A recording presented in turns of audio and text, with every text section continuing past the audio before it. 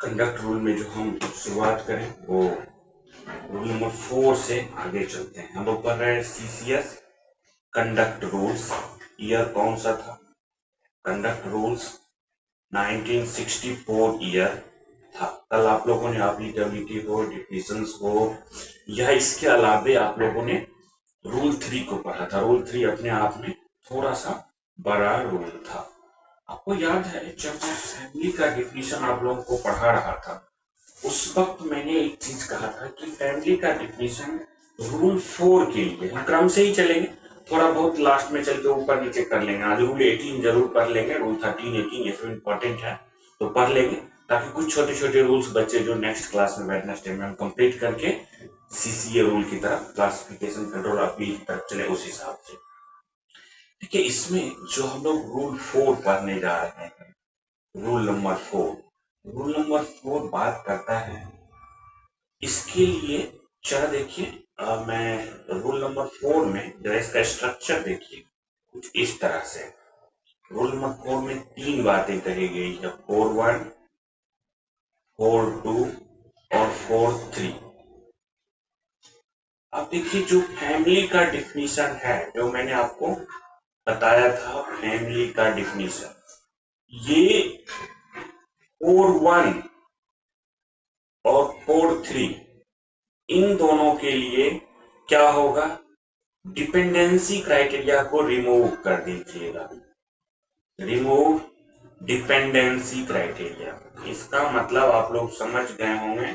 Dependency criteria हटाने का मतलब क्या है?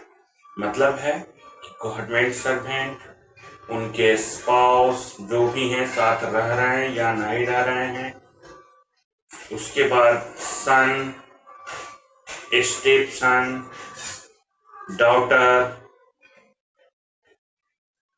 स्टेप डॉटर जो भी होंगे, ठीक है।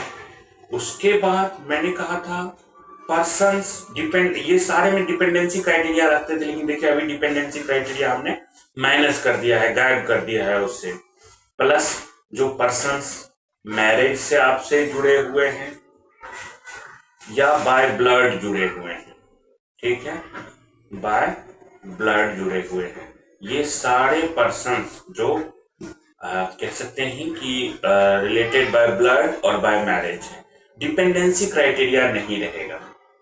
प्लस जब हम 4.2 की बात करेंगे, इसी में देखिए रूल नंबर 2 की बात करेंगे, इसमें डिपेंडेंसी क्राइटेरिया ऐड हो जाएगा।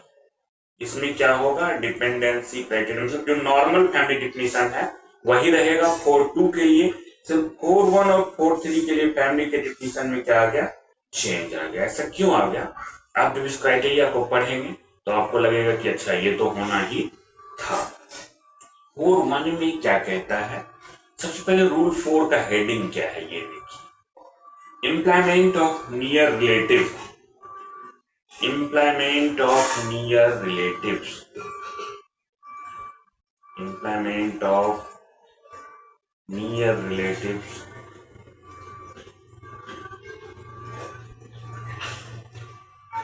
ऑफ किसके, तो गवर्नमेंट सर्वेंट इन कंपनी या फर्म्स, कहीं भी, ये प्राइवेट हो सरकारी हो कुछ भी हो, कंपनीज फर्म्स, ठीक है। एम्प्लॉयमेंट की बात करता है, जब आप गवर्नमेंट में होते हैं जरा थिंक करके देखिए, आपका डीलिंग कई तरह के प्राइवेट कंपनियों से होता है, और वो कहते हैं कि आप सरकार में बैठे हुए लोग हैं, आपका जुड़ाव कई तरह के लोगों से होते रहता है। अब सपोज करिए कि आपके यहाँ एक फोटोकॉपियर या प्रिंटर देने वाली कोई कैनन कंपनी है, कैनन कंपनी के साथ आपका क्या है, डीलिंग है। अगर आपका कैनन कंपनी के साथ डीलिंग है, अब आप उनको कहते हैं कि आपके किसी परिवार के बच्चे को या रिलेशन में किसी को एक मैनेजर का पोस्ट दे दीजिए, तो उसका इम्पैक्ट क्या होगा, उसका इम्पैक्ट होगा आपने अपने पोजीशन का इस्तेमाल किया। एक तो पोजीशन के इस्तेमाल करने का परिणाम ये होता है कि अब आप उनके दबाव में काम करेंगे, आपका ऑफिशियल ड्यूटी प्रभावित होगा। जैसे उन्होंने आपके लिए कुछ काम किया तब आपको भी उनके लिए कुछ काम करना होगा। और आपको कंडक्ट रूल में पता है आपको फंक्शन करना ऑन मेरिट, आपको फेयरनेस, अकाउंटेबिलिटी, सारा ट्रांसपेरेंसी रखने हैं।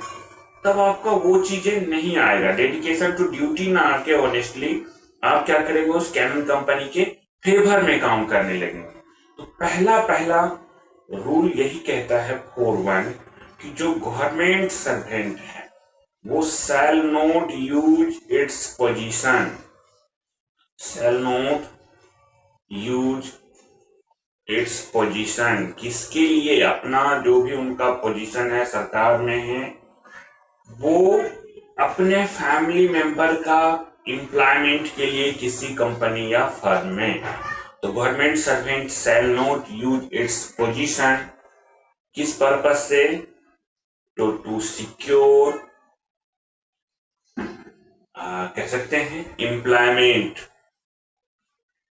To secure employment of family member, जो उनके फैमिली हैं, फैमिली मेंबर कहां पे, तो इन कंपनीज और फर्म, जो भी है कंपनीज या फर्म में करने के लिए अपने पोजीशन का इस्तेमाल, अपनी जान पहचान या ड्यू टू जो भी गवर्नमेंट सर्विस उनको रिकॉग्निशन है इसकी वजह से नहीं करेंगे। ऑन मेरिट बेसिस सिक्योर करेंगे, नो प्रॉब्लम है, लेकिन अपना पोजीशन का इस्तेमाल नहीं कर सकते। इसे ध्यान रखने के लिए भाई अपने पोजीशन का इस्तेमाल आप नहीं कर सकते, फर्स्ट रूल कहता है।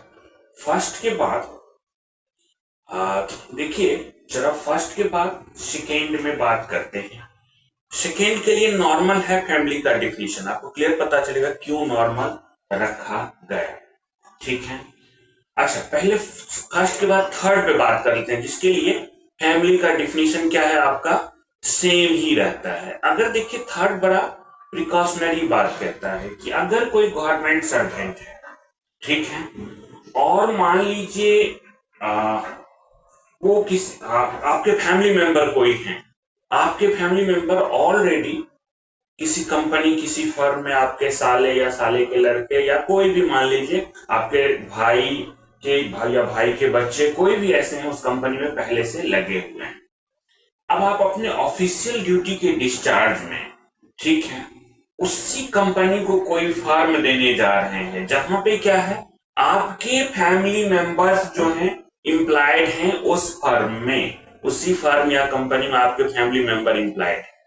ये पॉसिबिलिटी रहती है कि आप थोड़ा ज्यादा बायस्ड रहेंगे क्योंकि आपका वहां पे कोई रिलेटिव है, और हो सकता है आपके रिलेटिव को इस वजह से प्रमोशन मिल जाए, वहां पे हायर पोस्ट मिल जाए। ऐसे केसेस में आपको क्या करना है, मैटर अपने हायर ऑफिसर को रेफर करना है। मैंने देखिए जो बातें कही मैं वही कह रहा हूं कि अगर आपको पता चलता है कि कहने का तरीका, रूल लिखने का तरीका ऐसे होता है कि नो गवर्नमेंट सर्वेंट, ऐसे इनका निगेटिव लिस्ट की तरह बना होता है, नो गवर्नमेंट सर्वेंट शैल, ठीक है, किसमें, इन official duty, in his her जो भी होगा ऑफिशियल ड्यूटी, पर्सनल लाइफ में कर सकते हैं कुछ भी, ऑफिशियल ड्यूटी क्या कर सकते हैं, कहते हैं नो वर्ड मैंने पहले ही लगा दिया तो हम सारा चीज नॉर्मल लिखते चलेंगे। कहते हैं शैल गिव कॉन्ट्रैक्ट, कॉन्ट्रैक्ट हो या कुछ भी हो, कोई सैंक्शन हो, उनको कुछ पैसा ही देना है, उनका बिल पेमेंट है, कुछ भी हो, कॉन्ट्रैक्ट हो, सैंक्शन हो, टू एनी फर्म या कंपनी जो भी हो, जहां क्या है, where his her family member, FM लिख देते हैं, फैमिली मेंबर इज एम्प्लॉयड। कहने का मतलब है कि अगर वहां पे वर्किंग हैं, ठीक है, एम्प्लॉयड हैं, तो ऐसे फर्म को आप नहीं देंगे कोई भी कॉन्ट्रैक्ट या सैंक्शन। लेकिन क्या साफ ऐसा है कि नहीं देंगे, नहीं, ऐसे सिचुएशन में क्या करना होता है, ऐसे सिचुएशन में तुरंत आपको जाकर के ये बात, अब ये हो गया ना कॉन्फ्लिक्ट ऑफ इंटरेस्ट वाली बात, आप ही के फैमिली के मेंबर हैं, तो ऐसे में क्या करेंगे, गवर्नमेंट सर्वेंट जो होंगे वो रेफर करेंगे, देखिए शैल वर्ड है मतलब करना ही करना होगा, शैल रेफर दी मैटर किसको, तो to higher officer, to higher officer जो उनके बॉस हैं उनको ये बात नोटिस में लाएंगे, रेफर कर देंगे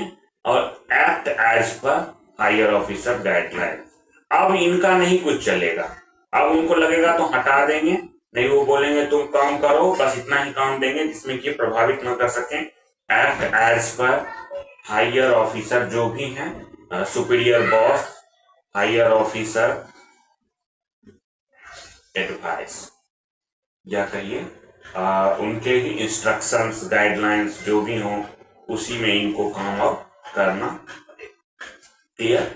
ये 4.1 और 4.3 की बात थी। एक तो अपना पोजीशन इस्तेमाल नहीं करेंगे फर्स्ट, 4.3 में बातें हैं कि अगर आप मान लीजिए कर रहे हो, वहां पहले से इंप्लाइड हैं आपके फैमिली मेंबर, तो भी आप उनके केस में काम नहीं करेंगे। आप क्या करेंगे, तुरंत आप अपने हायर ऑफिसर को बताएंगे। आपके जो हायर ऑफिसर हैं वो क्या करेंगे, इस बात को उनको ध्यान में लेना है। फिर उसके बाद वो आपको जैसा इंस्ट्रक्शन दे, बोले आप इससे हट जाइए, अलग कर लीजिए, अलग कर लेंगे, बोलेंगे नहीं इतना ही काम करके तुम मुझे दे दो, डिसीजन उनका होगा। इससे ये रहेगा ट्रांसपेरेंसी एंड फेयरनेस बना हुआ रहेगा, आपका कोई ऑफिशियल ड्यूटी प्रभावित नहीं होगा। चलिए दूसरी नंबर, अब ये जो रूल नंबर 2 है, हम इस रूल नंबर 2 की बात करेंगे जिसमें फैमिली का डिफिनेशन नॉर्मल है। इसमें क्या है कि एक बातें तो सिर्फ क्लास 1 ऑफिसर के लिए करेंगे, ठीक है, दूसरा सबके लिए करेंगे, group A, group B, group C, group D सबके लिए करेंगे। जरा देखिए इसमें क्या है, बोर्ड एक बार साफ कर लें। आइए, हम लोग रूल 4 में थे, रूल नंबर 4 में हम लोगों ने पढ़ा था अभी 4.1 और 4.3 आपने पढ़ लिया था, जिसके लिए फैमिली डिफिनेशन डिफरेंट था। अब पढ़ने जा रहे हैं 4.2। 4.2 की जो दो बातें इसमें कही गई हैं, हम दोनों बात अलग अलग देखिए। 4.2 में जो फर्स्ट बातें हैं वो ये है कि कोई भी क्लास 1 ऑफिसर, मतलब मैं पहले ही लगा दूं, नो क्लास 1 का मतलब group A, no class 1 officer, ठीक है, अगर उनका कोई फैमिली मेंबर है, मान लीजिए उनका, अब इसमें डिपेंडेंट वाला क्राइटेरिया है, उनका सन, डॉटर या कोई भी डिपेंडेंट फैमिली मेंबर है, ठीक है, किसी कंपनी या फर्म में एम्प्लॉयमेंट सिक्योर करता है, ठीक है, जिसमें क्या है, गवर्नमेंट की, उस कंपनी का गवर्नमेंट के साथ डीलिंग है, कहीं ना कहीं वो गवर्नमेंट में इन्वॉल्व है, चाहे आपके डिपार्टमेंट या आपके पड़ोसी डिपार्टमेंट या किसी बगल वाले डिपार्टमेंट में। तो आप क्या करेंगे, आपके बच्चे उस कंपनी में ज्वाइन तभी करेंगे जब आपका प्रीवियस सैंक्शन मिलेगा, गवर्नमेंट से परमिशन मिलेगा। कहने का मतलब है no class 1 officer shall permit his her family member, आप अपने फैमिली मेंबर को तब तक परमिट नहीं करेंगे जब तक सैंक्शन ना हो। लेकिन छूट भी है इसमें, family member, no class 1 officer shall permit his her family member, ठीक है, किसके लिए, टू एक्सेप्ट, या कह सकते हैं हाँ, टू एक्सेप्ट या टू एक्सेप्ट एम्प्लॉयमेंट, कहीं भी वहां पे उन्होंने भले ही मैरिट से किया हो, to accept employment in company firm, in company जिसका क्या है, which has dealing with government, उनका गवर्नमेंट के साथ कॉन्ट्रैक्ट चल रहा है, कोई काम कर रहे हैं, तो संभावना है कि आपने शायद कहीं ना कहीं से उसका डीलिंग था गवर्नमेंट से, तो आपने प्रभावित किया होगा। लेकिन देखिए ये हो गए आपके खाने के दांत नहीं दिखाने के दांत। कहते हैं कि अगर अर्जेंसी हो, इन केस ऑफ अर्जेंसी, ठीक है, to accept employment company which है, ये करेंगे without previous, accept previous sanction, मतलब कैसे करना है, तो पहले इसको देख लीजिए, एक्सेप्ट प्रीवियस सैंक्शन, अगर पहले से परमिशन ले लिए हैं तब तो कोई बात ही नहीं है, अदरवाइज नहीं कर सकते।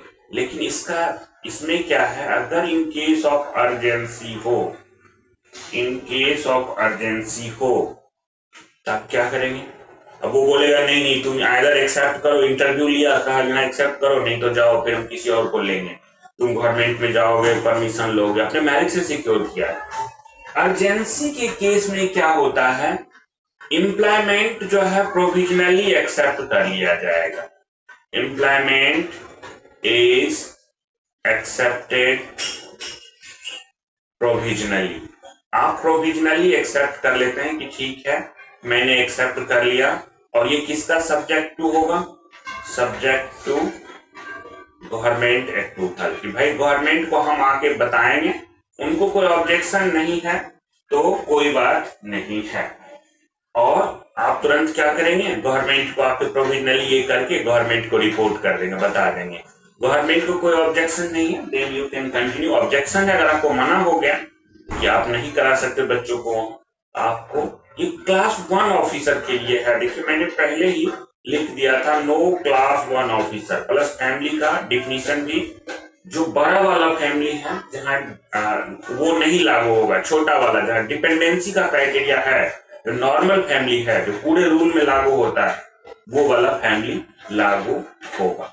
मतलब यहाँ पे कौन सा फैमिली मेंबर होगा, फैमिली मेंबर का मतलब हो गया dependent family member, dependent family member कहने का मतलब है। और स्पाउस के लिए तो कोई मतलब ही नहीं होता, वहां डिपेंडेंसी का क्राइटेरिया ही नहीं होता है। तो इसका मतलब ताकि फेयरनेस बना रहे, ट्रांसपेरेंसी बना रहे, आप इस रूल्स का कंडक्ट रूल इस तरह से बनाए गए हैं कि आप दुरुपयोग नहीं कर पाएंगे। देखिए मैंने कहा था एक दूसरी बात भी कही गई है, जो दूसरी बातें हैं मैं इसको यहां रख लेता हूं, चलिए इसको मिटा देते हैं कि दूसरा वाला बात नहीं है, दूसरा वाला ये हो गया।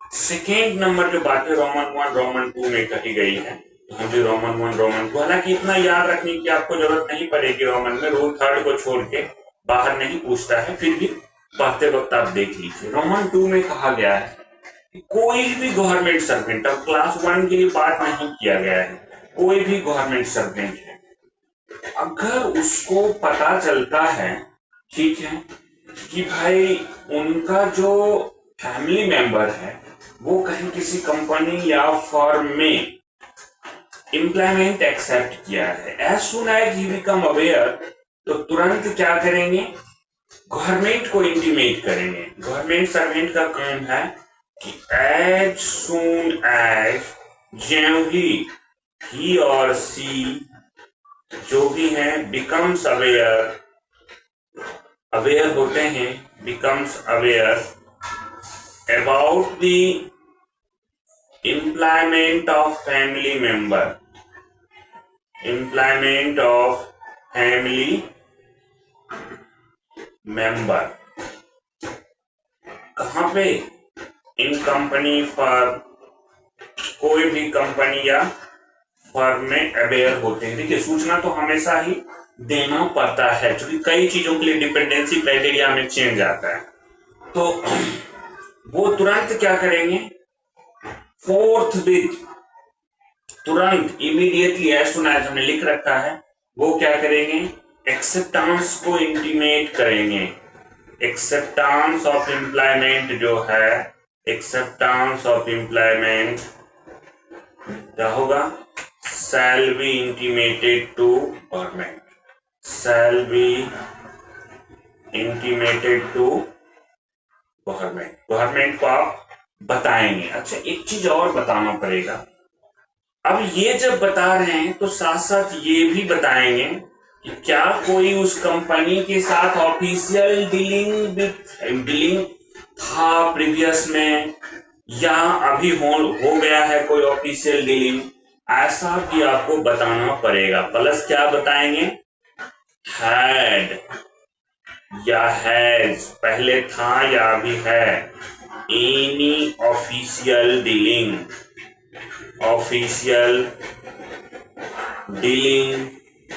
विथ फर्म, उस कंपनी के साथ क्या है, कोई ऑफिशियल डीलिंग है भी या पहले था भी। देखिए इसका क्या मतलब होता है पता है, इसका मतलब होता है कि अगर कोई ऑफिशियल डीलिंग था या है तो गवर्नमेंट थोड़ा सही से जांच पड़ताल कर लेगी, कहीं आपने प्रभावित तो नहीं किया है, कोई इम्पैक्ट तो नहीं डाला है।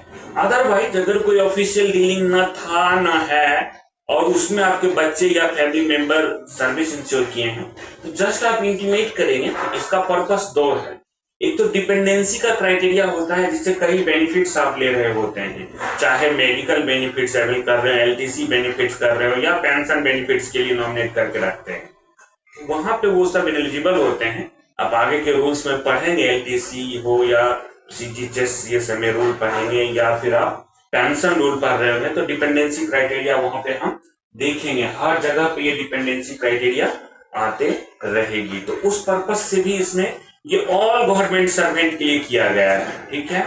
मैं कह दूं ऑल गवर्नमेंट सर्वेंट, अब मैं लगाता हूं ताकि आपको समझ में रहे। ये जो क्राइटेरिया था सिर्फ क्लास 1 ऑफिसर के लिए था, ग्रुप ए के लिए था, ठीक है, लेकिन ये क्राइटेरिया सबके लिए है, ठीक है। ये ध्यान रखिएगा, सेकेंड वाला जो मैंने कहा ऑल गवर्नमेंट सर्वेंट के लिए। चलिए 4 नंबर में आपने देखा, अब आपको समझ में आ गया होगा क्यों ऐसा किया गया, कहा गया कि भाई मतलब जो आप इस तरह से नहीं करिए कि फैमिली का डिफिनेशन क्यों चेंज किया गया नॉर्मल फैमिली के डिफिनेशन से, अब आपको पता चल रहा होगा। फैमिली का डिफिनेशन इसी वजह से चेंज किया गया क्योंकि आप ऐसा इम्पैक्ट कर सकते हैं। आइए जरा 4th के बाद अब चलते हैं हम 5th नंबर पे। 5th नंबर में rule number 5, CCS CCA conduct rule में रूल नंबर 5 पे आप चल रहे हैं। रूल नंबर 5 जो कहता है, ये बड़ा इंटरेस्टिंग है, इसको लेकर के ऐसे क्वेश्चन भी बनते हैं। गवर्नमेंट सर्वेंट एंड पॉलिटिक्स की बात करता है, क्या हम पॉलिटिक्स में इन्वॉल्व हो सकते हैं, नहीं हो सकते हैं, अगर हो सकते हैं तो किस लिमिट में हो सकते हैं। गवर्नमेंट सर्वेंट एंड पॉलिटिक्स, देखिए इस रूल को हम ऐसे बांट लेते हैं 2 भागों में, क्या क्या हमें अलाउ है, क्या क्या हमें अलाउ नहीं है।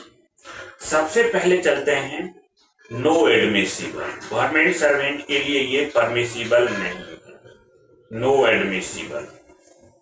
अच्छा एक तरफ रख लेते हैं कि क्या क्या सब कौन कौन सा चीज परमिटेड है, मतलब हम क्या क्या कर सकते हैं, एक्टिविटीज परमिटेड जो हमारे लिए अलाउ है, हम कर सकते हैं इस और राजनीति में, लेकिन क्या एडमिसिबल नहीं, दोनों साइड रख लिए। देखिए आपका राइट टू वोट है, आप यूनिवर्सल फ्रेंचाइज का इस्तेमाल करते हैं, 18 ईयर्स एबव वाले कॉन्स्टिट्यूशन में पढ़ेंगे, राइट टू वोट आप करेंगे जाकर के, बट लेकिन वोट देने के बाद आपके साथ ये रहेगा नॉट टू गिव इंडिकेशन, आप किसको वोट दिए नहीं दिए ये नहीं करना है। अब देखिए एक आदमी क्या करते हैं, गवर्नमेंट सर्वेंट हैं और कमल का फूल या हाथ का छाप ये लगा के वोट देने जाते हैं, या मान लीजिए जो भी साइकिल है तो उस तरह से पूरी तरह वो इंडिकेट कर रहे हैं कि मैं किस पार्टी को वोट दे रहा हूं, वो नहीं कर सकते हैं, आपका इंडिकेशन नहीं होना चाहिए, ठीक है। किसी को पता नहीं चलना चाहिए, आप अपना राइट टू वोट जो आपका यूनिवर्सल फ्रेंचाइज है उसका इस्तेमाल आप कर सकते हैं, कोई प्रॉब्लम नहीं है। दूसरा देखिए पॉलिटिक्स में आपका, अगर आपको इलेक्शन ड्यूटी में लगाया गया, कहा गया कि आप जाइए चुनाव में, तो आप जाइए, आपको जो काम दिया गया वो काम आप करेंगे इन performance of official duty, performance of official duty, इसमें तो कोई दिक्कत ही नहीं। ऑफिशियल ड्यूटी किसी रूल में आए हमेशा बोलिए यस, ऑफिशियल ड्यूटी में तो हम कुछ भी कर सकते हैं जो भी हमें असाइन किया जाएगा। ऑफिशियल ड्यूटी के अलावा देखिए, जब आप अगर चाहते हैं कि कोई एक्टिविटी जो ऑफिशियल नहीं है, नॉन ऑफिशियल है, प्लस नॉन पॉलिटिकल ऑर्गेनाइजेशन की कोई एक्टिविटी है, उसमें आप अगर ज्वाइन करना चाहते हैं, जाना चाहते हैं, तो विथ ड्यू परमिशन। अगर लेकिन वो कौन सा हो, नॉन ऑफिशियल हो, ऑफिशियल में तो ऐसे ही आप जा सकते हैं, नॉन ऑफिशियल हो कोई एक्टिविटीज, नॉन ऑफिशियल के अलावे नॉन पॉलिटिकल, ये ना हो नॉन, चलिए इसको थोड़ा सा मैं ऐसे लिखूं, नॉन ऑफिशियल से पहले थोड़ा सा वर्ड जोड़ देता हूं, एक्टिविटीज, वरना क्लैरिटी नहीं रहेगी। देखिए अगर एक्टिविटीज कोई क्या है, नॉन ऑफिशियल है, नॉन ऑफिशियल के साथ साथ क्या है, एक्टिविटीज नॉन ऑफिशियल है, और किसका है, तो कहते हैं नॉन पॉलिटिकल ऑर्गेनाइजेशन का है, पॉलिटिक्स वाले ऑर्गेनाइजेशन का नहीं, नॉन पॉलिटिकल ऑर्गेनाइजेशन का। ऐसे एक्टिविटी में आप पार्टिसिपेट कर सकते हैं with due permission, participate with due permission. अब गवर्नमेंट सर्वेंट को दिक्कत ये आया, ऐसे तो हम कभी पॉलिटिक्स में जान ही नहीं पाएंगे, अब हमें वोट देना है, कोई पॉलिटिकल पार्टी क्या घोषणा करती है हमें तो पता ही नहीं चलेगा। तो कहा गया इसके लिए 4th नंबर यहाँ पे मैं लिख रहा हूं, ये भी अलाउ किया गया, ओकेजनल अटेंडेंस।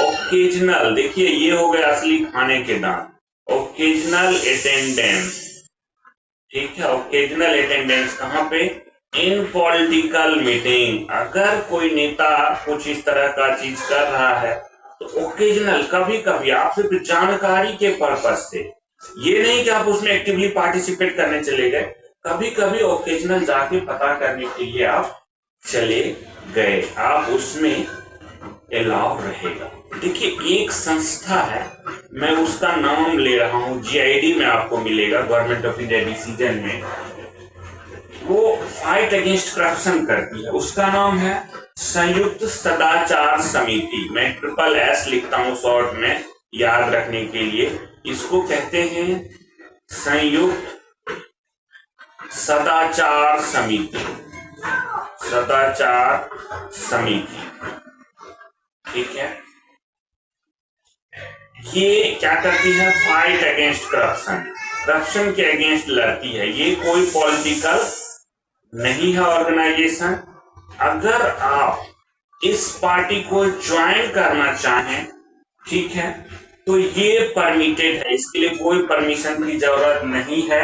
अगर आप ज्वाइन करना चाहते हैं, ठीक है, तो आप इस ऑर्गेनाइजेशन को जो फाइट अगेंस्ट करप्शन करती है, आप इस ऑर्गेनाइजेशन को फ्रीली ज्वाइन कर सकते हैं। एक ही ऑर्गेनाइजेशन है जिसको गवर्नमेंट ने कर रखा है, संयुक्त सदाचार समिति, SSS, ठीक है, इस बात को आप ध्यान रखिएगा। ये SSS वाला, इसके लिए नो परमिशन रिक्वायर्ड, कोई परमिशन की जरूरत नहीं है आपको, आप इसको ज्वाइन कर सकते हैं। एग्जाम में पूछता है कि संयुक्त सदाचार समिति, 3-4 संस्थाओं का नाम दे देगा, बोलेगा इसमें से कौन सी संस्था हम विदाउट परमिशन ज्वाइन कर सकते हैं, तो संयुक्त सदाचार समिति, नाम भी SSS है। अब आइए जो आपको नॉट एडमिसिबल है उस पे हम बात करते हैं, कुछ और चीजें आएगी निकल के नॉट एडमिसिबल से भी। देखिए पहला कोई पॉलिटिकल एक्टिविटीज आप किसी को प्रभावित करने के लिए या कोई राजनीतिक एक्टिविटीज नहीं करेंगे, लेकिन आपका पोस्टिंग मिनिस्टर ऑफिस में हो और वहां पे एक पॉलिटिकल उनका होता है, जो उसमें वो अपॉइंट भी अपना आदमी करके रखते हैं, उसमें अगर आपको दे दिए, आपको जो ऑफिशियल ड्यूटी दिया गया वो ऑफिशियल ड्यूटी आप करेंगे, उसमें कभी मना नहीं करेंगे। देखिए कुछ संस्थाएं हैं जिनकी एक्टिविटीज में अगर आप पार्टिसिपेट करना चाहें नहीं कर सकते हैं विदाउट परमिशन, परमिशन के साथ तो कर ही सकते हैं। जैसे एक्टिविटीज अगर है, मान लीजिए एक्टिविटीज है दूरदर्शी संस्था, ये सब ना पॉलिटिकल हो गई है, पहले कहा जाता था, ये लोग कहते थे नहीं है, लेकिन सबका सब इम्पैक्ट है, तो दूरदर्शी पार्टी इसका नाम है, दूरदर्शी पार्टी। अब चूंकि रूल में है तो आपको ध्यान रखना है जीआईडी में। दूसरा देखिए मैं कह रहा हूं आनंद मार्ग मूवमेंट, इन सब के बारे में GID आ रखा है, आनंद मार्ग मूवमेंट, ठीक है। इसको भी आप बिना परमिशन नहीं ज्वाइन कर सकते, परमिशन हो, ऑफिशियल ड्यूटी हो, कोई बात नहीं, अदरवाइज आप नहीं कर सकते। धर्म प्रचारक संस्था, याद रखिएगा सबका नाम, धर्म प्रचारक संस्था, ठीक है। अब देखिए, आप मान लीजिए एक संस्था है जिसका नाम है भारत सेवक समाज। अगर ये आप भारत सेवक समाज ज्वाइन करना चाहते हैं, भारत सेवक समाज, लग रहा है ना देश की सेवा करने वाली है, इसके लिए जो कंडीशन बना हुआ है, परमिशन इसके लिए इजीली मिल जाएगा, आप करेंगे, इसका उद्देश्य सही है। परमिशन जो है वो कैसे मिलता है, तो कहते हैं फ्रीली, सबको दीजिए, मना नहीं करिए, लेकिन परमिशन लेना अलाउ है, या परमिशन लेना मैंडेटरी है, या लिबरली, ठीक है। फ्रीली या लिबरली आपको परमिशन यहाँ पे ज्वाइन करने के लिए।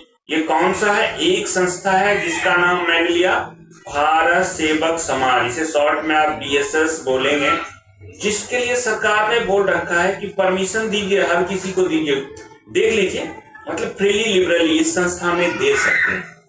ये क्या करती है, कभी कभी इसका ना नेशनल डेवलपमेंट, भारत सेवक समाज का मेन उद्देश्य जो होता है नेशनल डेवलपमेंट।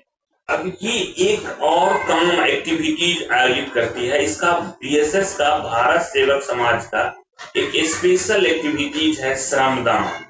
क्या है, श्रमदान, ये श्रमदान आयोजित करती है, ठीक है। ये जो श्रमदान आयोजित करती है, इस श्रमदान में आप पार्टिसिपेट कर सकते हैं। श्रमदान कौन आयोजित कर रहा है, भारत सेवक समाज, कह रहे हैं इसमें अगर आप पार्टिसिपेट करना चाहते हैं करिए, कोई परमिशन की जरूरत नहीं है, पार्टिसिपेट विदाउट परमिशन, आपका मन है आप करिए, श्रमदान में जा सकते हैं। तो कहने का मतलब, जो ये आपका निकल के मैंने आपने देखा, जो ये श्रमदान है, श्रमदान का आयोजन कौन कर रहा है, भारत सेवक समाज, ये BSS वाले कर रहे हैं। इसके लिए भारत सेवक समाज वाले, अगर इनका एक एक्टिविटी ओनली श्रमदान है, जिसमें आप पार्टिसिपेट कर सकते हैं विदाउट परमिशन, कोई परमिशन की जरूरत आपके लिए नहीं रहेगी, क्लियर है। सिर्फ और सिर्फ श्रमदान। एक संस्था है SSS, संयुक्त सदाचार समिति, जिसको आप ज्वाइन भी कर सकते हैं विदाउट परमिशन, और दूसरा एक संस्था है भारत सेवक समाज, जिसका उद्देश्य नेशनल डेवलपमेंट है, उसका एक एक्टिविटी श्रमदान है, जिस श्रमदान में आप पार्टिसिपेट कर सकते हैं विदाउट परमिशन। लेकिन भारत सेवक समाज अगर ज्वाइन करना चाहते हैं तो आपको क्या करना पड़ेगा, आपको परमिशन लेना पड़ेगा। परमिशन आपको फ्रीली मिल जाता है, कोई ऐसा दिक्कत नहीं होता है, क्लियर है। बार बकाए कोई संस्था का नाम आए, आप सारी संस्थाओं को सीधा सीधा एक सिरे से नकार देंगे कि हाँ भाई हम नहीं जानते हैं इन संस्थाओं को, हम इसमें बिना परमिशन नहीं ज्वाइन कर सकते। दो चीजें जो मैंने घेर दिया है, देखिए मैं इसको अलग कलर से भी कोशिश करता हूँ कि घेर दूं ताकि और ज्यादा क्लियर रहे। श्रमदान ऑर्गेनाइज बाय भारत सेवक समाज, और ये SSS संयुक्त सदाचार समिति, ये दोनों आप बिना परमिशन के ज्वाइन कर सकते हैं। इसमें भी भारत सेवक समाज वाले में भी परमिशन क्या मिलता है ज्वाइन करने के लिए, अगर आप ऑर्गेनाइजेशन ज्वाइन करना चाहते हैं तो फ्रीली एंड लिबरली गवर्नमेंट को बोला गया है कि आप इन्हें परमिशन दीजिए, अदरवाइज ऐसे कोई संस्था आप विदाउट परमिशन तो ज्वाइन कर ही नहीं सकते। देखिए कभी कभी क्या होता है, आपको पता चलता है कि आपका कोई फैमिली मेंबर जो आप पे डिपेंडेंट हैं, लेकिन कोई ऐसे सबवर्सिव एक्टिविटीज में लग गए हैं, पार्टिसिपेट कर रहे हैं किसी मूवमेंट में, और आप उन्हें रोक नहीं पा रहे हैं, ठीक है। अगर गवर्नमेंट सर्वेंट क्या है, पहले गवर्नमेंट सर्वेंट को एक जिम्मेदारी दी गई कि आपको क्या करना है, मैं ऊपर लिख रहा हूं। जो गवर्नमेंट सर्वेंट हैं वो हमेशा क्या करेंगे, प्रिवेंट करेंगे अपने फैमिली मेंबर को, prevent his her family member, जो भी उनके फैमिली मेंबर हैं उनको प्रिवेंट करेंगे, रोकेंगे।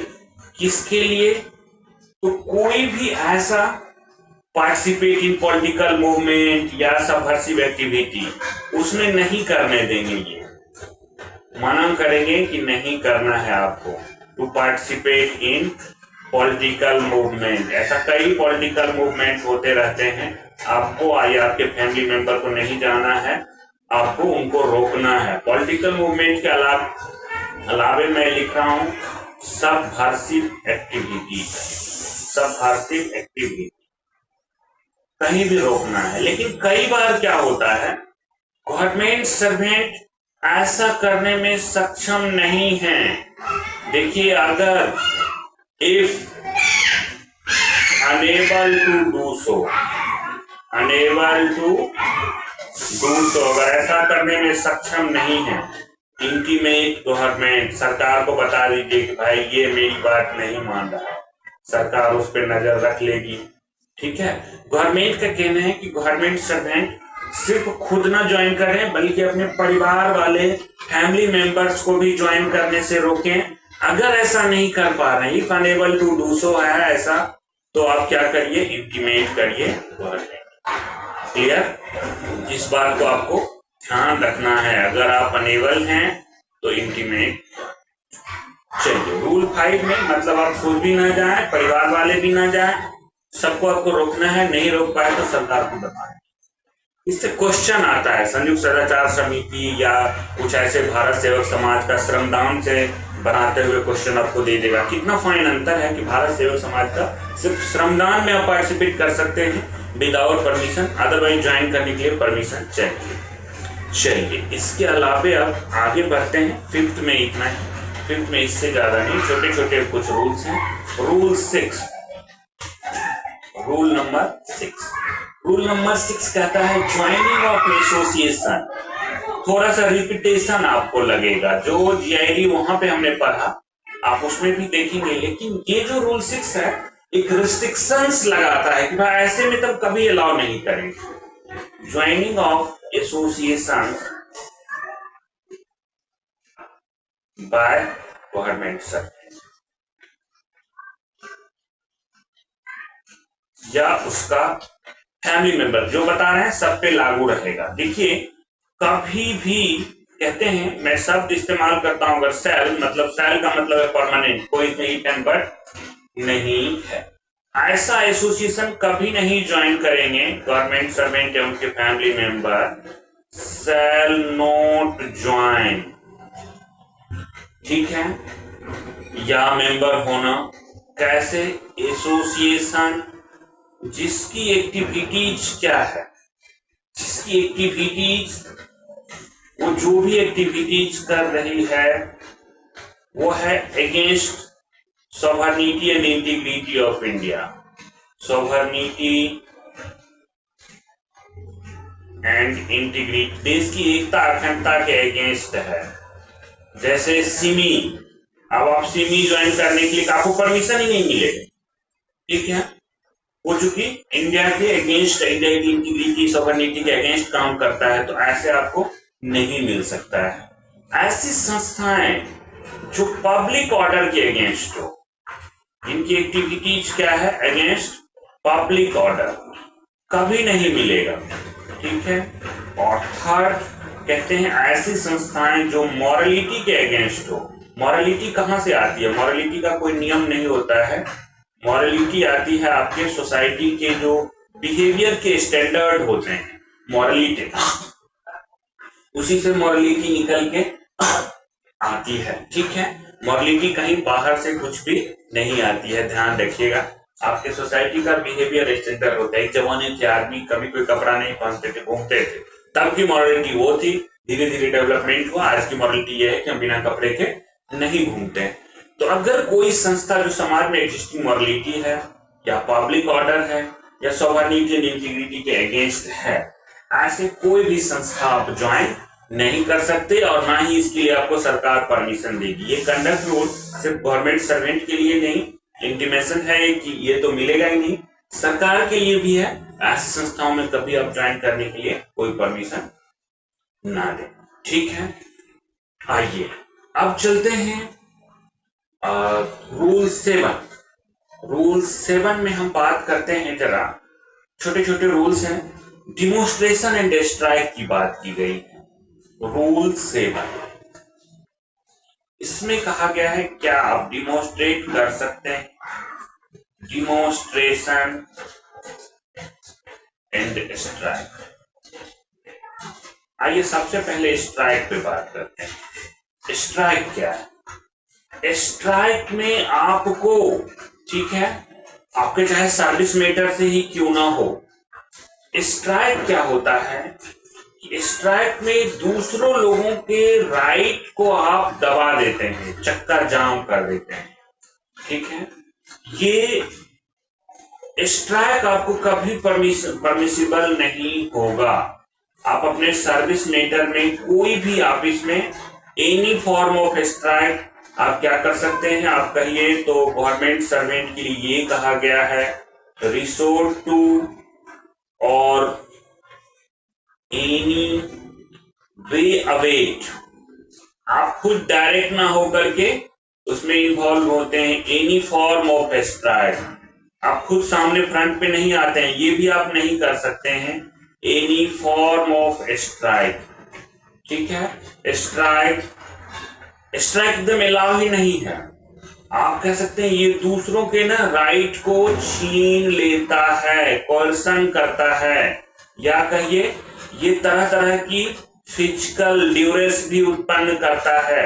इसीलिए इसको कहा गया है स्ट्राइक में आप कभी भी पार्टिसिपेट नहीं करेंगे। स्ट्राइक का मतलब ये दूसरों के राइट को आप चक्का जाम कर देते हैं, छीन लेता है। तो स्ट्राइक याद रखिएगा, स्ट्राइक करना अलाउ नहीं है गवर्नमेंट सर्वेंट के लिए।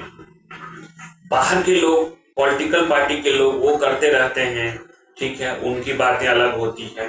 अब आए आपके लिए demonstration.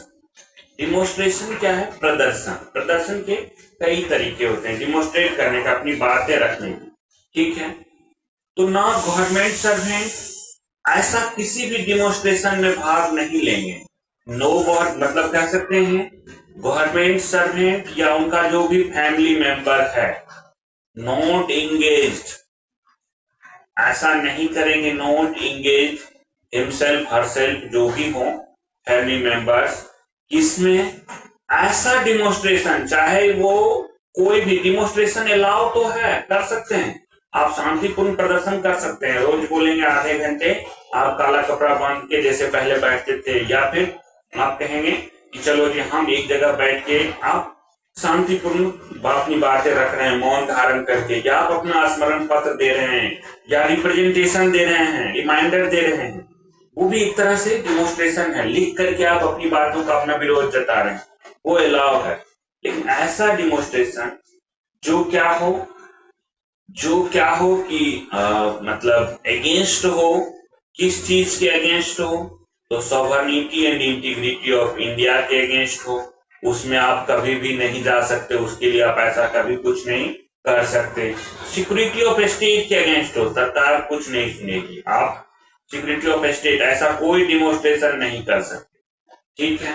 Friendly relations with foreign state हो, ठीक है, ये friendly relations with foreign state, relations with foreign state, ठीक है, अगर ऐसा हो आप यहाँ पे नहीं कर सकते। फोर्थ, जब भी इस तरह का कोई चीज हो ऐसे डिमोन्स्ट्रेशन में, कोई डिमोन्स्ट्रेशन इस वजह से है जो पब्लिक ऑर्डर के अगेंस्ट है, तो पब्लिक ऑर्डर के अगेंस्ट आप नहीं कर सकते, ठीक है। जहां जो मॉरलिटी के अगेंस्ट है, मैं आगे लिख रहा हूं, जो मॉरलिटी के अगेंस्ट है, डिसेंडेंसी के अगेंस्ट है, ठीक है, उसके अगेंस्ट आप वो नहीं कर सकते हो। जहां पे कंटेम्प्ट ऑफ कोर्ट है, कोर्ट ने कुछ जजमेंट दिया, उसके अगेंस्ट आप डिमोन्स्ट्रेशन करने नहीं जा सकते हो। कंटेम्प्ट ऑफ कोर्ट, कोर्ट की आपको करनी है, ठीक है। जहां आपके डिमोन्स्ट्रेशन से इंसाइटमेंट ऑफ ऑफेंस हो सकता है, इंसाइटमेंट ऑफ ऑफेंस हो सकता है, ऐसे चीजों को आपको नहीं करने हैं, ध्यान रखने हैं। आपके डिमोन्स्ट्रेशन से किसी का डिफेमेशन हो सकता है, ठीक है, ऐसे चीजों में आपको पार्टिसिपेट नहीं करने हैं। बात बताए, demonstration means peaceful demonstration by way of written letter, by of written representation, by शांतिपूर्ण कहीं बैठ के डिमोन्स्ट्रेशन अलाउ होगा। स्ट्राइक किसी भी हाल में आपको स्ट्राइक अलाउ नहीं होगा। डिमोन्स्ट्रेशन में आप दूसरों के राइट को नहीं छीनते हैं, आप अपनी बातें सिर्फ रखते हैं, उसके लिए ध्यान आकर्षण के लिए आप कोशिश करते हैं सरकार का। लेकिन स्ट्राइक में जब आप रोड पे जाम कर देते हैं, स्ट्राइक मीन्स पूरी तरह स्ट्राइक, तो वहां दूसरे लोगों का, कोई टीचर स्कूल जा रहे हैं, कोई बच्चे स्कूल जा रहे हैं, या कोई महिला हॉस्पिटल जा रही है, या कोई बच्चे या कोई पुरुष, कोई बीमार बुजुर्ग हॉस्पिटल जा रहे हैं, उनके राइट को भी आप छीनते हैं। इसलिए स्ट्राइक आपके लिए अलाउ नहीं है, याद रखिएगा। जब भी आप डिमोन्स्ट्रेशन शांतिपूर्ण आप अपनी बातें रखते हैं। चलिए, ये था आपका डिमोन्स्ट्रेशन एंड स्ट्राइक के बारे में। अब हम चलते हैं रूल नंबर 8 पे। काफी इंटरेस्टिंग है, लेकिन छोटी छोटी चीजें बहुत महत्वपूर्ण चीजें हैं। क्वेश्चन जो आता है वो ऐसी सब चीजों से जुड़ा हुआ आता है। रूल नंबर 8 काफी इंटरेस्टिंग है, एकदम कहानियों की तरह है। जब आप इसे पढ़ेंगे तो आपका एक मजा अलग रहेगा। कहानी की तरह इसे डिस्कस भी करें, इसकी जीआईडी को भी कहानी की तरह डिस्कस करें, एकदम याद रहेगा। देखिए, रूल नंबर 8 जो कहता है कनेक्शन विथ प्रेस और मीडिया, ये कैसे आपका रहेगा? कनेक्शन विथ प्रेस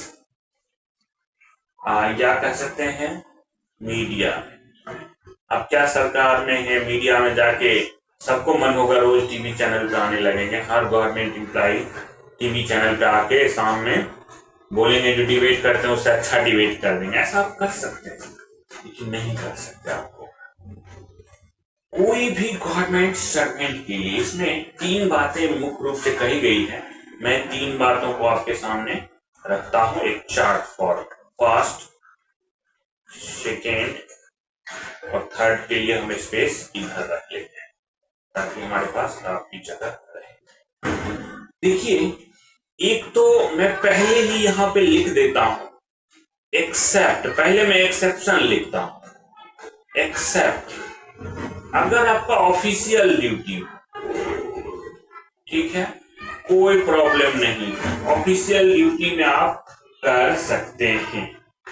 या अगर आपको प्रीवियस सैंक्शन हो गवर्नमेंट ने आपको क्या कर दिया है, पहले ही परमिशन दे दिया है, इसको छोड़ करके, ठीक है, एक्सेप्ट प्रीवियस सैंक्शन या ऑफिशियल ड्यूटी, ये 2 चीजों को छोड़ करके कहते हैं कोई भी गवर्नमेंट सर्वेंट, एक्सेप्शन मैंने पहले लिख दिया, no government servant shall participate, कहीं भी पार्टिसिपेट नहीं करेंगे। किसमें? जैसे मान लीजिए किसी भी प्रेस या मीडिया में एडिटिंग में उनका कुछ हो रहा है, मैनेजमेंट में, ठीक है, या कोई आप पीरियोडिकल्स पब्लिकेशन हो रहा उसमें कुछ लिखने के लिए, पीरियोडिकल्स पब्लिकेशन में। लेकिन अगर आपको मान लीजिए रोजगार समाचार निकालने, एम्प्लॉयमेंट न्यूज निकालने हैं, तो ये ऑफिशियल ड्यूटी होगी, वो कर सकते हैं। सरकार ने आपको कहा जाइए आप पार्टिसिपेट करिए कहीं या लेख लिखिए, तो आप वो कर सकते हैं। इलेक्ट्रॉनिक मीडिया, ठीक है, इलेक्ट्रॉनिक मीडिया, इन सब चीजों में आप ओनली विद प्रीवियस सैंक्शन या as a official duty participate कर सकते हैं। ये जो मैंने एक्सेप्शन कहा, ये जो मैंने एक्सेप्शन लिख दिया कि भाई एक्सेप्ट ऑफिशियल ड्यूटी, ठीक है। अब दूसरा नंबर में आपने देखिएगा कहा एक में जो बातें हैं कहा अगर आपको ऑफिशियल ड्यूटी में मिला, जो मैंने कहा एक्सेप्शन, वही आप कर सकते हैं। जैसे आपको पार्टिसिपेट करना है इसमें, किसी पब्लिक मीडिया में, ठीक है, तो कहा नथिंग ऑफ रूल 8(1) हो जाएगा ना, 8(1) शैल अप्लाई। देखिए वही बात मैं रिपीट कर रहा हूं, 8(1) का मतलब जो हमने ये पहले वाली बातें कही, ये कब अप्लाई नहीं होगा, जो मैं पहले एक्सेप्शन वहां पे भी लिखा, अब रिपीट मैं कर रहा हूं। ऑफिशियल ड्यूटी, ठीक है, जो आपका ऑफिशियल ड्यूटी है, तो आप ऑफिशियल ड्यूटी में करेंगे ही करेंगे, विद प्रीवियस सैंक्शन है तो करेंगे ही करेंगे। ऑफिशियल ड्यूटी है तो पब्लिश बुक करिए। पब्लिश बुक योजना, कुरुक्षेत्र पत्रिका आते रहती है, गवर्नमेंट की तरफ से निकलती है, देखिए वो करते रहते हैं, पीरियोडिकल्स पब्लिश करते रहते हैं, कोई मना ही नहीं है। साथ साथ पार्टिसिपेट इन मीडिया, जिनको कहा जाता है कि आप पार्टिसिपेट करिए जाके, पार्टिसिपेट इन मीडिया, तो वो मीडिया में जाकर के क्या करते हैं, पार्टिसिपेट करते हैं, जिनको भेजा जाता है सरकार की तरफ से किसी स्कीम के बारे में बताने के लिए, ये करने के लिए। अब जो थर्ड नंबर बातें हैं, तो second number all about exception ही था, जिसे मैंने पहले ही पढ़ाने के क्रम में रख दिया था, एक्सेप्ट अलग से, जस्ट मैंने रिपीट कर दिया है। थर्ड नंबर जो बातें हैं, थर्ड काफी इंटरेस्टिंग। जैसे आप कोई मान लीजिए आर्टिकल पब्लिश कर रहे हैं, पब्लिशिंग आर्टिकल, पब्लिशिंग कोई आर्टिकल आप लिख रहे हैं न्यूज़पेपर में, ठीक है, या मान लीजिए पार्टिसिपेट कर रहे हैं मीडिया में with due permission, participate in media. Article कैसे लिखेंगे, पहले में आपने देख लिया है कि भाई आप जब परमिशन लेंगे तभी आप जाएंगे, अदरवाइज प्रीवियस सैंक्शन या ऑफिशियल ड्यूटी है तो कोई बात ही नहीं है। या आप बुक पब्लिश कर रहे हैं, कुछ भी अपना बुक निकाल रहे हैं, बुक पब्लिश करते हैं, कई लोग बुक लिखते हैं और फिर वो बुक गवर्नमेंट से परमिशन लेते हैं और बुक मार्केट में छप के आता है। एट ऑल टाइम आपको क्या करना पड़ेगा, पूछता है एग्जाम में, हर समय आपको एक बात वहां पे बतानी होगी, उस बुक में, उस मीडिया में जब आप गए हैं विद ड्यू परमिशन, अपना परमिशन लेकर के, तब, ठीक है, तो आपको बताना होगा, क्लियर करना होगा। देखिए मैं लिखता हूं, मेक इट क्लियर, हमेशा आप वहां पे स्पष्ट करिए जब आपने अपना किताब लिखा है कि जो व्यूज है, इसमें व्यूज है वो एक्सप्रेस्ड बाय हिम, जो उन्होंने कहा है, views expressed by him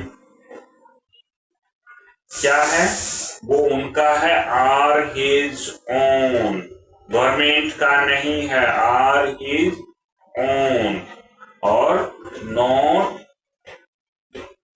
that of government, ये गवर्नमेंट का नहीं है। जब आपने कोई किताब लिखा, आपने कोई परमिशन लेके कोई आर्टिकल पब्लिश किया, परमिशन लेके कभी पार्टिसिपेट किए मीडिया में, आपको वहां पे बोलना होगा कि गवर्नमेंट का व्यूज कब होगा, जब आप ऑफिशियल ड्यूटी में जाएंगे।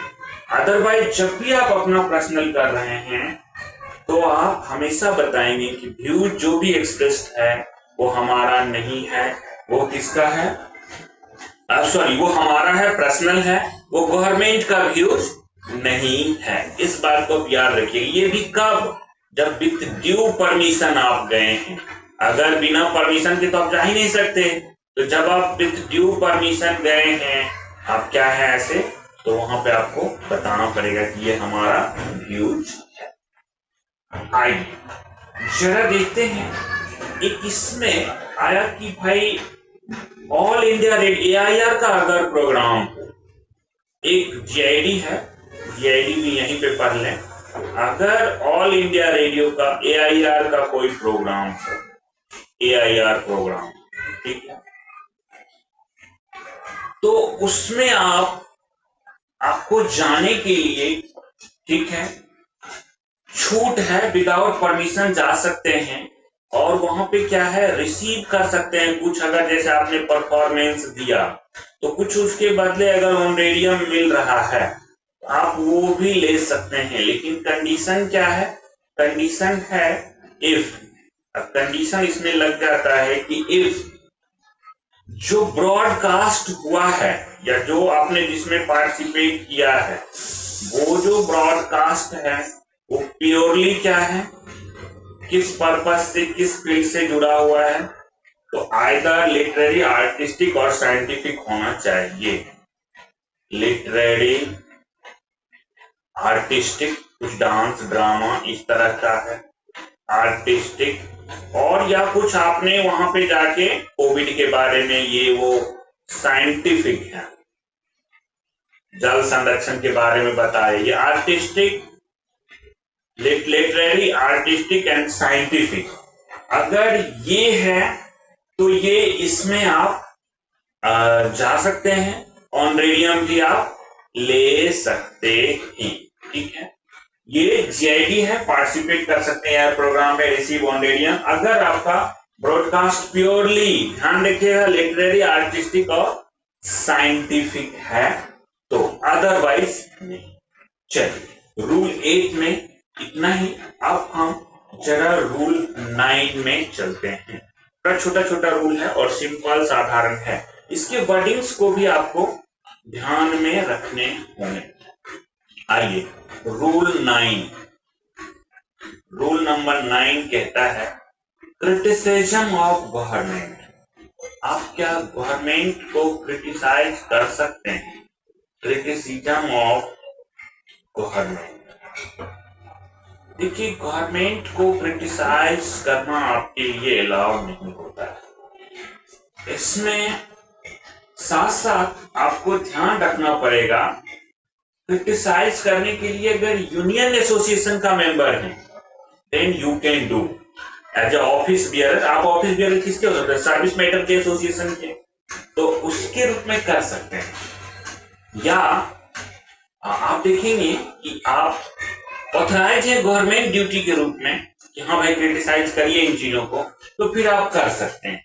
तो सबसे पहले बात मैं कहता हूं इसमें, चलिए इसमें 1 2 3 नहीं बनाएंगे, इसमें समझने गवर्नमेंट, क्रिटिसिज्म ऑफ गवर्नमेंट। देखिए क्रिटिसिज्म ऑफ गवर्नमेंट में पहला सीधा सीधा एक है, कोई भी government servant, no government servant shall criticize, आप क्रिटिसाइज नहीं कर सकते हैं। या आप ऐसे कहें क्रिटिसाइज घर में करना है तो अपना करिए, आपका राइट नहीं जाएगा। मैं इसे ऐसे लिखता हूं, no government servant shall make any statement, make any statement, कहां पे? इन स्टेटमेंट कहिए, ओपिनियन कहिए, इन मीडिया में हो जहां से पब्लिक तक बातें जाए, ठीक है। रेडियो ब्रॉडकास्ट में हो, जहां तक आप अपना घर में किसी को करना है तो कोई दिक्कत नहीं, रेडियो ब्रॉडकास्ट में हो, ठीक है। पब्लिश्ड डॉक्यूमेंट में जहां पब्लिक तक पहुंचती है, ठीक है। पब्लिश्ड डॉक्यूमेंट जैसे आपने कुछ आर्टिकल लिखा, तो इन सब चीजों में ऐसे अपने नाम से भी नहीं कर सकते हैं कोई क्रिटिसिज्म गवर्नमेंट का, न ओन नेम से, by own name, own name से नहीं करेंगे। कई बार क्या होता है, खुद का करना है गुस्सा, एनोनिमसली कर देते हैं, एनोनिमसली भी नहीं, पकड़े जाएंगे तो आपके खिलाफ कार्रवाई हो जाएगी। किसी और के नाम से सुडोनिमसली, आप सुडोनिमसली कर रहे हैं, सुडोनिमसली कर रहे हैं, आपको वो भी अलाउ नहीं होगा। मतलब गवर्नमेंट सर्वेंट के ऊपर रेस्ट्रिक्शंस हैं कि कोई भी ऐसा चीज गवर्नमेंट का क्रिटिसिज्म पब्लिक में नहीं जाना चाहिए बाय गवर्नमेंट सर्वेंट के द्वारा। कंडक्ट रूल से बंधे हुए हैं ये क्रिटिसिज्म आप नहीं कर सकते जो पब्लिक में चला जाए। अब किसी को घर में बैठ के शिकायतें करनी है कि सरकार का ये स्कीम सही नहीं है, तो कोई बात ही नहीं है, ठीक है। किसी के भी नाम से आप नहीं कर सकते। अब किस तरह का क्रिटिसिज्म होगा, जरा सवाल उठता है कि नहीं, किसी भी तरह का क्रिटिसिज्म है या नहीं है। देखिए, क्रिटिसिज्म कहते हैं विच, तीन बातें कहते हैं। ये क्रिटिसिज्म तीन तरह के स्पेशली मनाए किए गए हैं। किसी भी गवर्नमेंट एक्शन का प्लस गवर्नमेंट पॉलिसीज का, उसका क्रिटिसिज्म नहीं करेंगे, ठीक। फर्स्ट सेकेंड, जो चीजें क्या है जो इम्ब्रास कर सकता है, खराब कर सकता है, ठीक है, इम्ब्रासिंग सेंटर स्टेट रिलेशन। आपने देखा होगा सेंटर स्टेट के बीच ऐसे ही टेंशन बना हुआ रहता है। अगर आप सरकारी लोग कुछ ऐसे स्टेटमेंट दे दिए तब तो हो गया। या जो इम्ब्रास कर सके, इम्ब्रेसिंग कह सकते हैं कि रिलेशन विथ फॉरेन स्टेट। आप डिफेंस में हैं, कोई स्टेटमेंट दे दिए कि भाई भारत सरकार ये करने जा रही है पाकिस्तान के हैं, ऐसा नहीं करेंगे। लेकिन ये तीन तरह की बातें तो हो गई कि इम्ब्रास नहीं करने चाहिए, ऐसे स्टेटमेंट नहीं देने। तो सबसे पहला जो government action and government policy. अब आप पब्लिक में कभी ये नहीं बोलेंगे कि ईडी सही काम नहीं करता है। जिस तरह से कोर्ट बोल देते हैं, कोर्ट कई बार बोले, लेकिन आपको नहीं बोलना है। Being a government servant you are not allowed to say कि ईडी को क्रिटिसाइज करें, और या कोई गवर्नमेंट की पॉलिसी को कि ये पॉलिसी गरीबी हटाओ वाला लूटो योजना बन गया है, आप नहीं कहेंगे पब्लिक में। घर में बोलिए, घर में बात करिए, कोई प्रॉब्लम नहीं। सेंटर स्टेट रिलेशंस, बंगाल सरकार के साथ सेंटर का क्या रिलेशन है, इस तरह का कोई ऐसा नहीं देंगे जिससे कि बाहर कुछ निकल के आए। लेकिन देखिए इसका एक्सेप्शंस है। अब हम लोग एक्सेप्शंस पढ़ने जा रहे हैं। एक्सेप्शंस क्या होता है, कहां पे आप क्रिटिसाइज कर सकते हैं। एक तो जब आप क्या हैं, ऑफिस बियरर हैं किसी एसोसिएशन के, ठीक है, तो आप अपना बोनाफाइड एक्सप्रेशन ऑफ व्यूज में ऑफिस बियरर के रूप में कर सकते हैं। अगर आप क्या है, office bearer of service association. अब आपके लिए कोई सर्विस आया, मान लीजिए आपके लिए क्या हुआ, यूनिफाइड पेंशन स्कीम लाया गया, ठीक है। सर्विस एसोसिएशन का मतलब क्या है, वो एसोसिएशन जो क्या है, सेफ गार्डिंग, और आपके और में कुछ के लिए नहीं है, सेफ गार्डिंग सर्विस कंडीशंस, जो सेफ गार्ड करने के लिए, जैसे जेसीएम बना हुआ है, फॉरम बना हुआ है, फॉरम, इस तरह के। तो उसमें अगर आप ऑफिस बियरर हैं तो बोनाफाइड क्रिटिसिज्म कर सकते हैं कि भाई सरकार ने ये नहीं किया। दूसरा एक्सेप्शन देखिएगा, अगर आप मान लीजिए एक्सटर्नल अफेयर्स के प्रवक्ता हैं, स्पोक्स पर्सन हैं, तो आपको पाकिस्तान को क्रिटिसाइज करना पड़ेगा। जब पाकिस्तान से लड़ाई है तो रिलेशन विद फॉरेन स्टेट बिगड़ेंगे, कई बार बिगाड़ने के लिए भी उनको स्टेटमेंट देना पड़ता है। तो ऑफिशियल कैपेसिटी में अगर आपको कहा गया कि आप जाइए और ऐसा स्टेटमेंट दीजिए मीडिया पब्लिक में, तो आप दे सकते हैं। ये दो आपके सामने क्या है कि दो महत्वपूर्ण एक्सेप्शंस हैं। एक्सेप्शंस से सवाल बनेंगे, आपको ध्यान रखने हैं। एक्सेप्शंस हमेशा महत्वपूर्ण होता है, एक्सेप्शंस से सवाल बनते हैं। रूल 9 से आगे बढ़ते हैं, हम चलते हैं रूल 10 पे। रूल 9 में इतना ही। आप जरा देखिए रूल 10 में क्या कहता है। रूल 10 कहता है एविडेंस बिफोर कमिटी।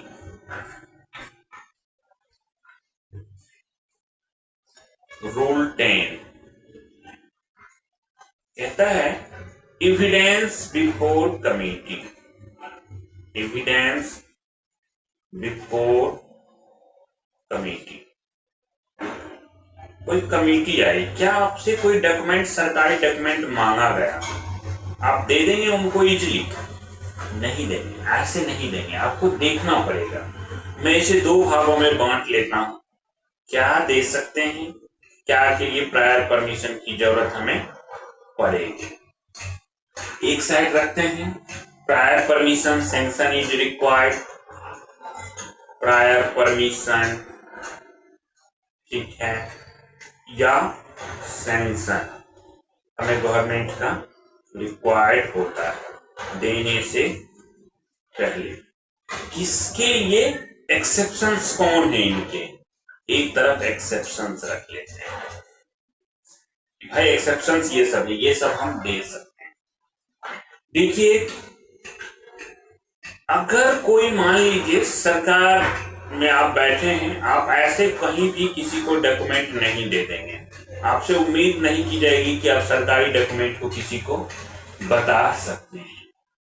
अगर आपसे कोई एविडेंस मांगा गया कि कुछ प्रूफ दीजिए, कई बार पब्लिक कमेटी या कह सकते हैं बाहर की कोई कमेटी बनी हो, या कोई मान लीजिए रिसर्चर टीम आई हो और कुछ जांच करना चाहती हो, कुछ चीजें देखना चाहती हो, तो आपको टू गिव एविडेंस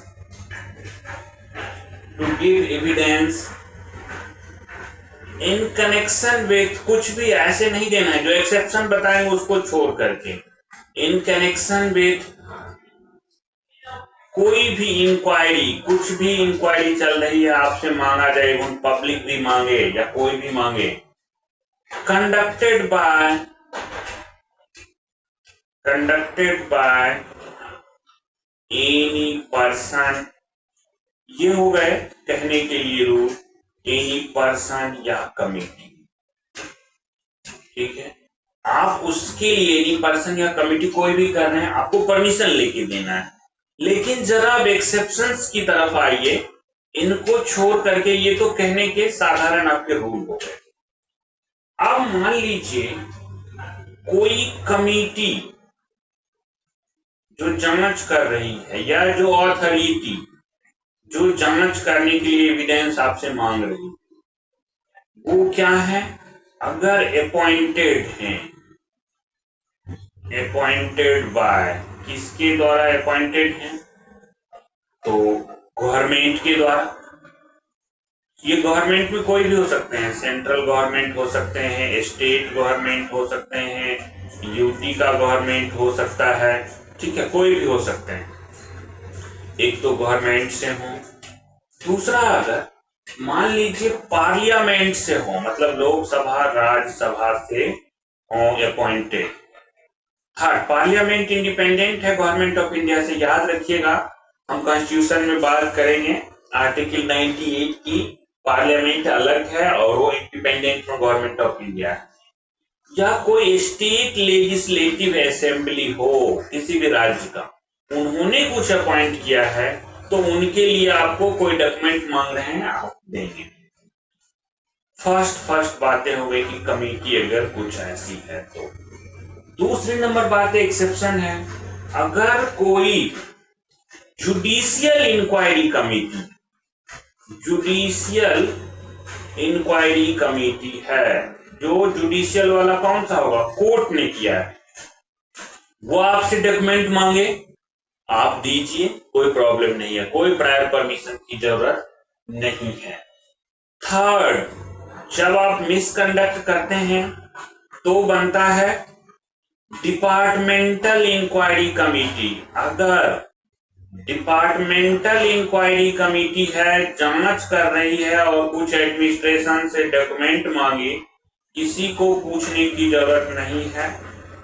अब देखिए, कोई सेंसिटिव डॉक्यूमेंट हो तो कोई बात है, अब देखेंगे जो चैनल होगा डिपार्टमेंट में, तो ये डिपार्टमेंटल इंक्वायरी कमेटी अगर कोई डॉक्यूमेंट मांगेगी, आप एक्सेप्शन से आप एविडेंस दे सकते हैं। देखिए, प्रायर परमिशन में मैंने इतनी सारी बातें कही, अभी पे कमीशन आया हो, मतलब 8 पे कमीशन अनाउंस है, अभी कल को बनने वाला है, कल को बनने वाला है, तो लोग पे कमीशन के सामने बहुत तरह का मेमोरेंडम रखते हैं। इंडिविजुअल ग्रीवांसेस नहीं रखना है, लेकिन पे कमीशन के सामने मेमोरेंडा सबमिट कर सकते हैं।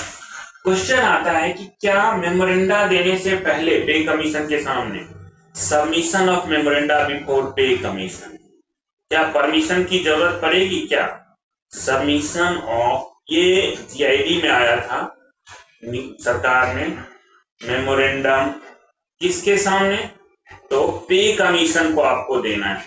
इसके लिए क्या परमिशन लेने की जरूरत है? नहीं जरूरत है।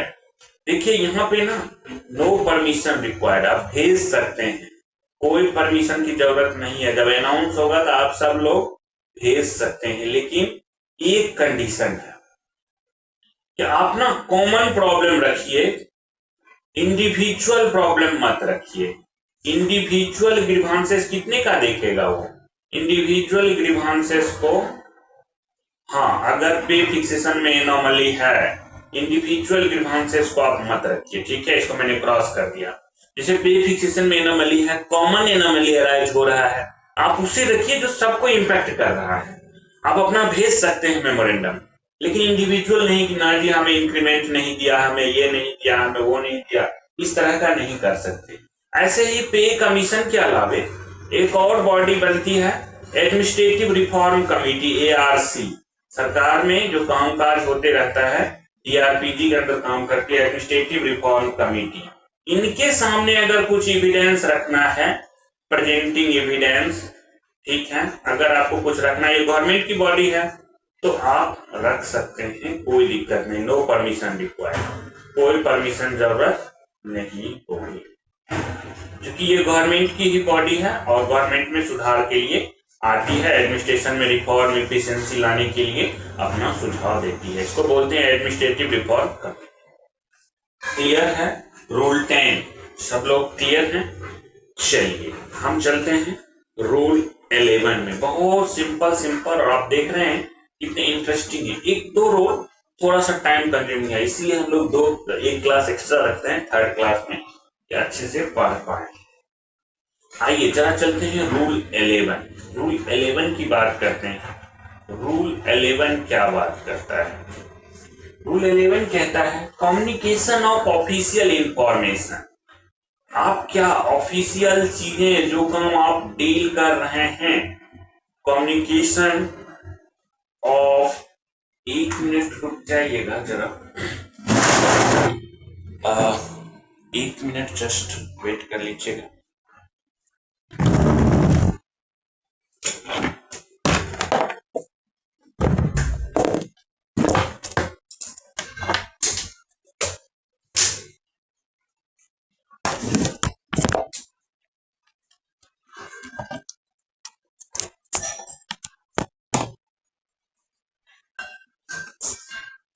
चलिए, कम्युनिकेशन ऑफ ऑफिशियल इंफॉर्मेशन आते हैं, हम इस पे बात कर रहे हैं। कम्युनिकेशन ऑफ ऑफिशियल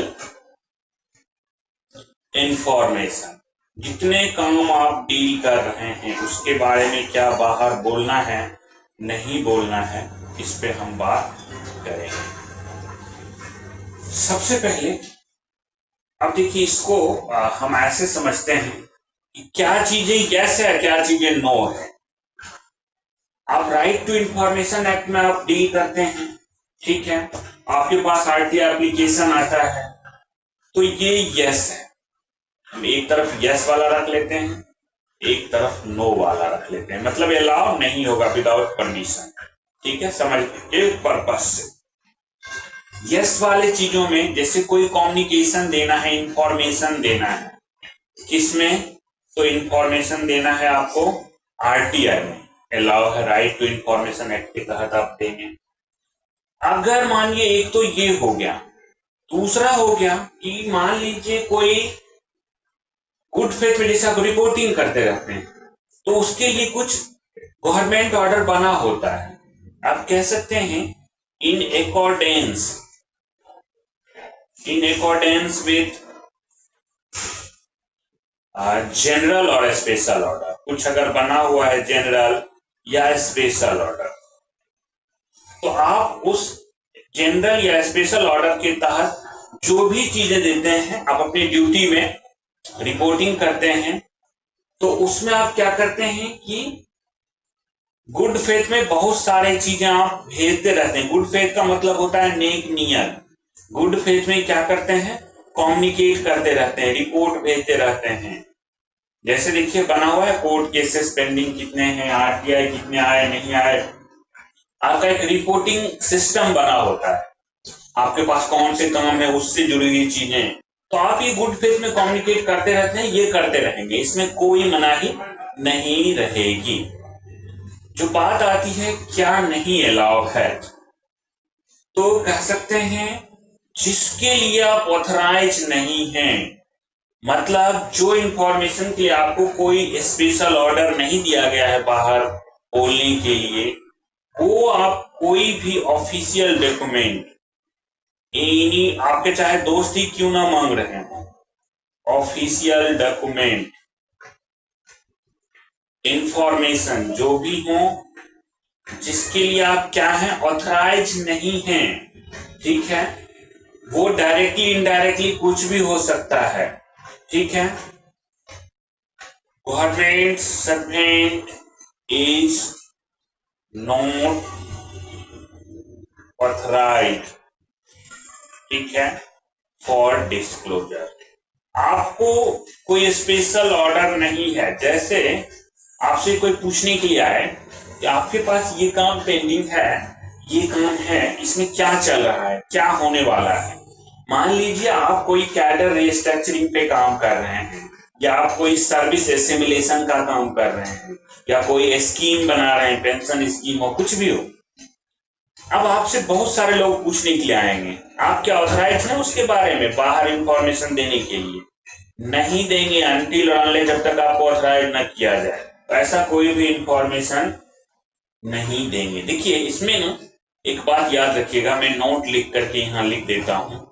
जो प्रेस इंफॉर्मेशन के लिए, प्रेस में इंफॉर्मेशन देने के लिए जो ऑफिसर एक ऑथराइज होते हैं, अदरवाइज प्रेस में कौन जाएंगे? जैसे हम कह रहे हैं कम्युनिकेशन ऑफ ऑफिशियल इंफॉर्मेशन, तो उसमें जाएंगे कौन? प्रेस में, मीडिया में जाने के लिए या कम्युनिकेशन के लिए, पब्लिक में कम्युनिकेशन के लिए जो ऑथराइज पर्सन होते हैं वो होते हैं ओनली मिनिस्टर।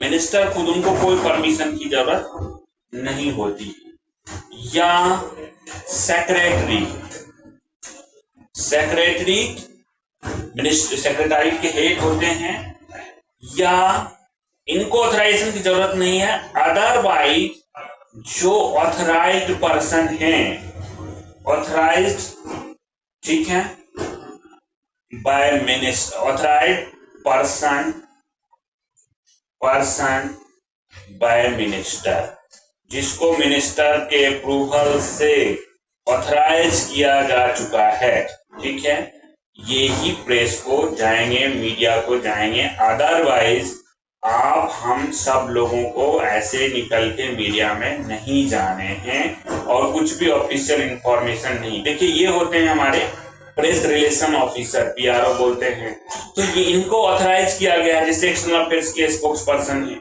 या सेक्रेटरी, या खुद मिनिस्टर। मिनिस्टर के लिए तो कोई बात ही नहीं है, जब चाहे तब कुछ भी बोल जाते हैं। अलग बातें पॉलिटिकल पर्सन होते हैं, इसलिए। आइए 11 नंबर छोटा सा था, ध्यान रखना है, रूल कोई भी छोड़ेंगे नहीं, चाहे इजी हो या टफ हो, उसको अच्छे से समझ लेंगे हैं। चलते हैं जरा 12 नंबर पे। 12 नंबर में जरा देखिए रूल 12। 12 नंबर क्या बात करता है? कहता है सब्सक्रिप्शन। अब इसमें पूछा जा सकता है सब्सक्रिप्शन, कि सब्सक्रिप्शंस क्या है? सब्सक्रिप्शंस कहीं से कोई पैसा ये वो आप लेते हैं। देखिए गवर्नमेंट सर्वेंट जो हैं कहीं भी फंड रेज करने के लिए खड़े नहीं हो जाएंगे। आपने देखा होगा कई बार क्या होता है कि आप उसमें सड़क किनारे जब आप बचपन में देखते होंगे कोई पूजा कर रहे होते हैं, सरस्वती पूजा, ये पूजा या इस तरह का, या कोई स्पेशल फंक्शन मना रहे होते हैं, तो आप क्या करते हैं, सड़क किनारे बैरिकेड लगा के, अपने पंचायत सीरीज में भी देखा था कि वो लोग रोक के ऑटो वाले को रोक रोक के पैसे ले रहे थे, फिल्मों में भी देखते होंगे। इस तरह का गवर्नमेंट सर्वेंट नहीं कर सकता है। देखिए कोई भी गवर्नमेंट सर्वेंट जो है वो shall not involve in raising of funds, कहीं भी ऐसे नहीं, रेजिंग ऑफ फंड्स, इवन बाढ़ राहत ये वो के लिए भी नहीं। एक्सेप्शन क्या है, ओनली विथ, एक्सेप्ट मैं इसमें लगा देता हूं, एक्सेप्ट, इसको छोड़िए, ओनली विथ प्रायर परमिशन, अगर उसको परमिशन नहीं है तो वो नहीं कर सकता, ठीक है। प्रायर परमिशन के साथ ही आप कर सकते हैं, कहीं भी नहीं कर सकते। बट इसके कुछ एक्सेप्शंस, जिसमें एक्सेप्शंस को लिखने जा रहा, देखिए इसके एक्सेप्शंस कौन कौन से। एक्सेप्शंस में जहां प्रायर परमिशन की जरूरत नहीं होगी, आप अगर मान लीजिए फ्लैग डे कलेक्शन करने के लिए जाते हैं, आप सब लोगों के ऑफिस में ऐसा होता होगा, अब तो डब्बे गेट पे डाल दिए जाते हैं, कई बार लोग घूमते भी हैं। Flag day collection, flag day collection क्या है, ये है वेलफेयर ऑफ एक्स सर्विसमैन के लिए होता है। किसके लिए होता है, वेलफेयर ऑफ, कभी पूछ दे तो ध्यान रखिएगा, एक्स सर्विसमैन, जो एक्स सर्विसमैन है, जिनको एक्स सर्विसमैन का स्टेटस है, सरकार ने दे रखी है, डिफेंस से रिटायर्ड वाले जो आर्म फोर्सेस वाले होते हैं उनको एक्स सर्विसमैन का स्टेटस मिला हुआ है। तो फ्लैग डे कलेक्शन करते हैं, ये कर सकते हैं, कोई परमिशन नहीं। दूसरा, नेशनल डिफेंस फंड के लिए आप कर सकते हैं, national defence fund, national defence fund के लिए आप कर सकते हैं, कोई मनाही नहीं है, ये भी अलाउ है। National defence fund for defence of country के लिए होता है, याद रखिएगा, फॉर किस पर्पस के लिए है, फॉर डिफेंस ऑफ कंट्री, ठीक है। थर्ड, मैं इसी में लिखते जा रहा हूं, ब्लू से मतलब एक्सेप्शंस हैं। फ्लैग डे एक और मनाया जाता है जो कम्युनल हार्मोनी के लिए मनाते हैं फ्लैग डे, वो भी आप उस पर लिखा रहता है, आपको जो स्टिकर साटा जाता है जेब के ऊपर, उसमें लिखा रहता है कि फ्लैग डे ये किस पर्पस के लिए है। ये मनाती है national foundation for communal harmony, national foundation for communal harmony, communal harmony, इसका मेन पर्पस क्या है, कम्युनल हार्मोनी बना रहे। ये दो समयों में आप 2 बार वीक में, एक तो ये फ्लैग डे मनाती है, उसमें भी आपसे पैसे उम्मीद करते हैं कि कुछ लोग दें, सब लोग देते हैं डब्बा में। एक फंड रेजिंग वीक मनाते हैं, तो जब जब ये कराएंगे फंड रेजिंग वीक, सप्ताह भर डब्बा लगा रहता है, ठीक है। ये सब, ये तीनों चीज में आपको अलाउ किया गया है, कोई प्रॉब्लम नहीं है। फंड रेजिंग वीक हो, फ्लैग डे हो, या फ्लैग डे कलेक्शन हो जो वेलफेयर ऑफ एक्स सर्विसमैन के लिए है, नेशनल डिफेंस फंड के लिए अलाउ। फोर्थ नंबर जो चीजें अलाउ है, वो जैसे मान लीजिए आप सीएसएस फॉरम के मेंबर बने हुए हैं, तो सीएसएस फॉरम में कई ऑफिस बियरर भी हैं, वो आते हैं आपसे कुछ पैसा मांगने, आपको साथ कर लेते हैं, चलो थोड़ा आपके जो जान पहचान वाले हैं थोड़ा फंड कलेक्ट कर लेते हैं, क्या वो अलाउ है? यस, वो अलाउ है।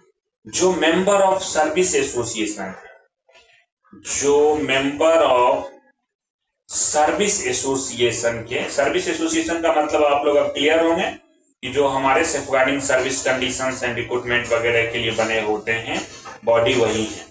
मेंबर ऑफ सर्विस एसोसिएशन है, वो क्या करेंगे, अमंग मेंबर्स, अपने सदस्यों में ही, ऐसा नहीं कि निकल के रोड पे चले जाएंगे और वहां पे पूरा जाम लगा करके पैसे वसूली करेंगे। एमंग मेंबर्स, अपने मेंबर्स में ही क्या कर सकते हैं, कलेक्शन कर सकते हैं, ये अलाउ है, कलेक्शन वो कर सकते हैं सिर्फ एमंग मेंबर्स।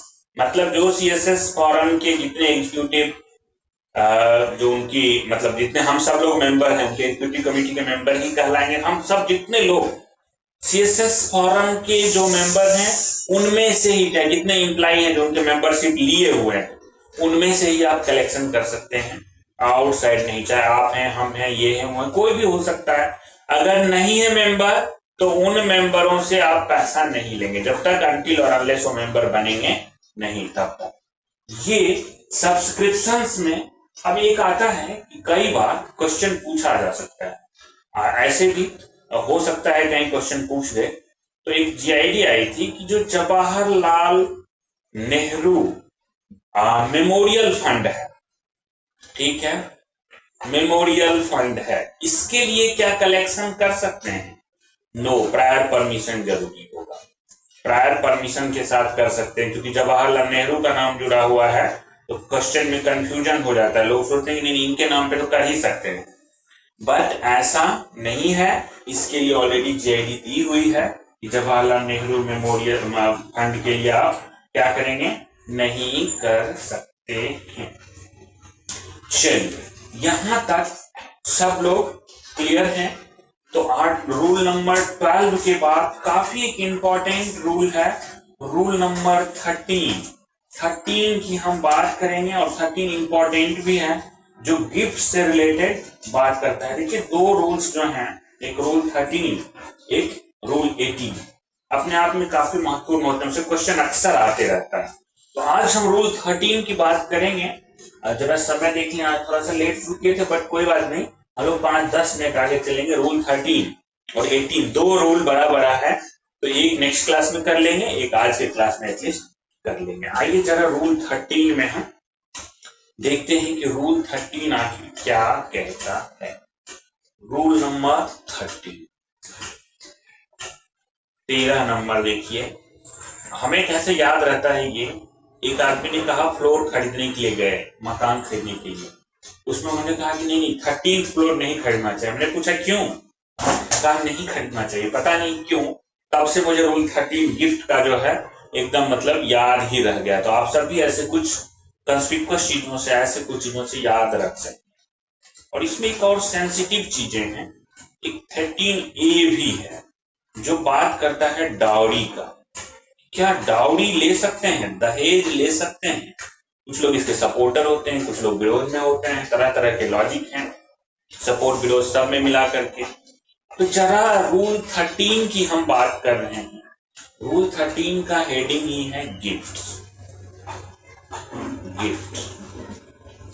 देखिए ब्राइड तो ले नहीं सकते, क्या गिफ्ट ले सकते हैं? कहा ले सकते हैं, जिनसे ऑफिशियल डीलिंग है उनका बात छोड़ दीजिए, प्रायर परमिशन जरूरी होगा, हम अभी बात करेंगे। का आप गिफ्ट ले सकते हैं, किससे ले सकते हैं? कहा जो आपके नियर रिलेटिव हैं या पर्सनल फ्रेंड्स हैं, यही तो गिफ्ट देने आएंगे, और कौन आएंगे देंगे? जो आपके नियर रिलेटिव हैं प्लस पर्सनल फ्रेंड है, और तो कोई आता नहीं है, कोई सड़क से उठ के तो आएगा नहीं, पर्सनल फ्रेंड्स हैं।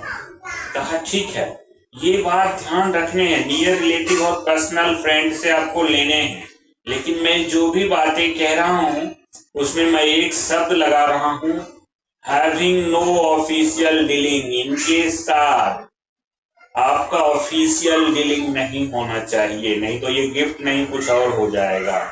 ऑफिशियल डीलिंग, ठीक है। कहा इनसे ले सकते हैं, लेकिन कितना तक का ले सकते हैं, लिमिट। कहा ये गिफ्ट कौन, गवर्नमेंट सर्वेंट, उनके फैमिली मेंबर, सबके लिए। फैमिली मतलब जो नॉर्मल फैमिली में डिपेंडेंसी वाला पढ़ा था वो फैमिली मेंबर, सब पे एप्लीकेबल है।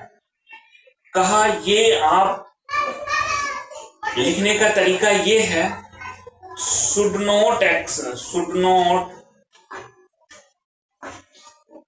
accept आप इनसे नहीं लीजिए। अब एक्सेप्ट गिफ्ट देखिए, लेकिन एक्सेप्ट मैं कैपिटल में लिख रहा हूं, मतलब ये छूट है एक्सेप्ट। अब एक्सेप्शन इसमें क्या आएगा, एक्सेप्शंस आते हैं, जैसे एक्सेप्ट अगर वैल्यू एक्सीड करेगा, मान लीजिए एक्सेप्ट मैं यहीं पे जोड़ देता हूं report to government, report to government if value of gift क्या है, एक्सीड्स। चलिए अब यहां से हम बना लेते हैं, इसको हटा देते हैं, इसको छोड़ देते हैं। Value of gift exceeds, exceed होता है नियर रिलेटिव पर्सनल फ्रेंड से। ये कौन सा गिफ्ट हो सकता है, तो गिफ्ट कैसे होता है, जो कस्टमरी गिफ्ट होता है। जैसे हम जो ये गिफ्ट की बातें कर रहे हैं, ये गिफ्ट कौन सा गिफ्ट है, ये गिफ्ट है कस्टमरी गिफ्ट। कस्टमरी गिफ्ट का मतलब क्या है, जैसे किसी का शादी हो रहा है वहां पे लोग गिफ्ट देते हैं, बर्थडे हो रहा है वहां पे गिफ्ट देते हैं, ठीक है। ऐसे जगहों पे ही देते हैं, किसी की एनिवर्सरीज है तो आप लेके कपड़े लेके ये लेके गिफ्ट लेके कुछ ऑर्नामेंट्स लेके ऐसे जाते हैं। तो अगर वैल्यू एक्सीड्स करता है, ठीक है। अब देखिए ये ग्रुप 22 बना हुआ है, अगर कोई ग्रुप ए ऑफिसर है, ठीक है, तो ₹25,000 तक का वो ले सकता है, रिपोर्ट करने की जरूरत नहीं है। एक्सीड करेगा तब, इसलिए मैंने एक्सीड वर्ड लगाया है। अगर वैल्यू एक्सीड करता है तो कोई ग्रुप बी ऑफिसर है तो वो 15,000 रुपये तक का ले सकता है गिफ्ट, ठीक है। और अगर कोई ग्रुप सी ऑफिसर है तो उसमें 7,500 रुपये, 7,500 7,500 रुपीज तक का गिफ्ट ले सकता है। अगर इससे एक्सीड करता, वो भी किससे, near relatives, personal friends having no official dealing. अगर इन्हीं में डीलिंग हो जाए ऑफिशियल तो तब नहीं, मैंने पहले ही जोड़ दिया है हैविंग नो ऑफिशियल डीलिंग। और उसमें भी हमने कहा कस्टमरी गिफ्ट जब वैल्यू एक्सीड करेगा तो क्या करने हैं, रिपोर्ट टू गवर्नमेंट करने हैं। अगर वैल्यू एक्सीड कर गया तो, लेकिन इतने तक का वैल्यू है तो मतलब रिपोर्ट करने की जरूरत नहीं है। क्लियर है, 7,500 तक का मतलब ग्रुप सी वाले, ग्रुप बी वाले 15,000, ग्रुप ए 25,000। याद रखिएगा, कंफ्यूजन में धोखा देखिए, ग्रुप डी इसमें नहीं डाला। देखिए ग्रुप डी ना खत्म कर दिया गया है पोस्ट, कहीं कहीं एग्जिस्ट करते हैं तो उन पे ग्रुप सी का ही लिमिट लागू रहेगा, ठीक है। सेकेंड थिंग आइए, कहते हैं कहां कहां परमिशन जरूरी होगा, सैंक्शन जरूरी होगा। अब इसको समझिए, व्हेन सैंक्शन नेसेसरी या permission necessary, when sanction required या नेसेसरी, जो भी आप लिखिए।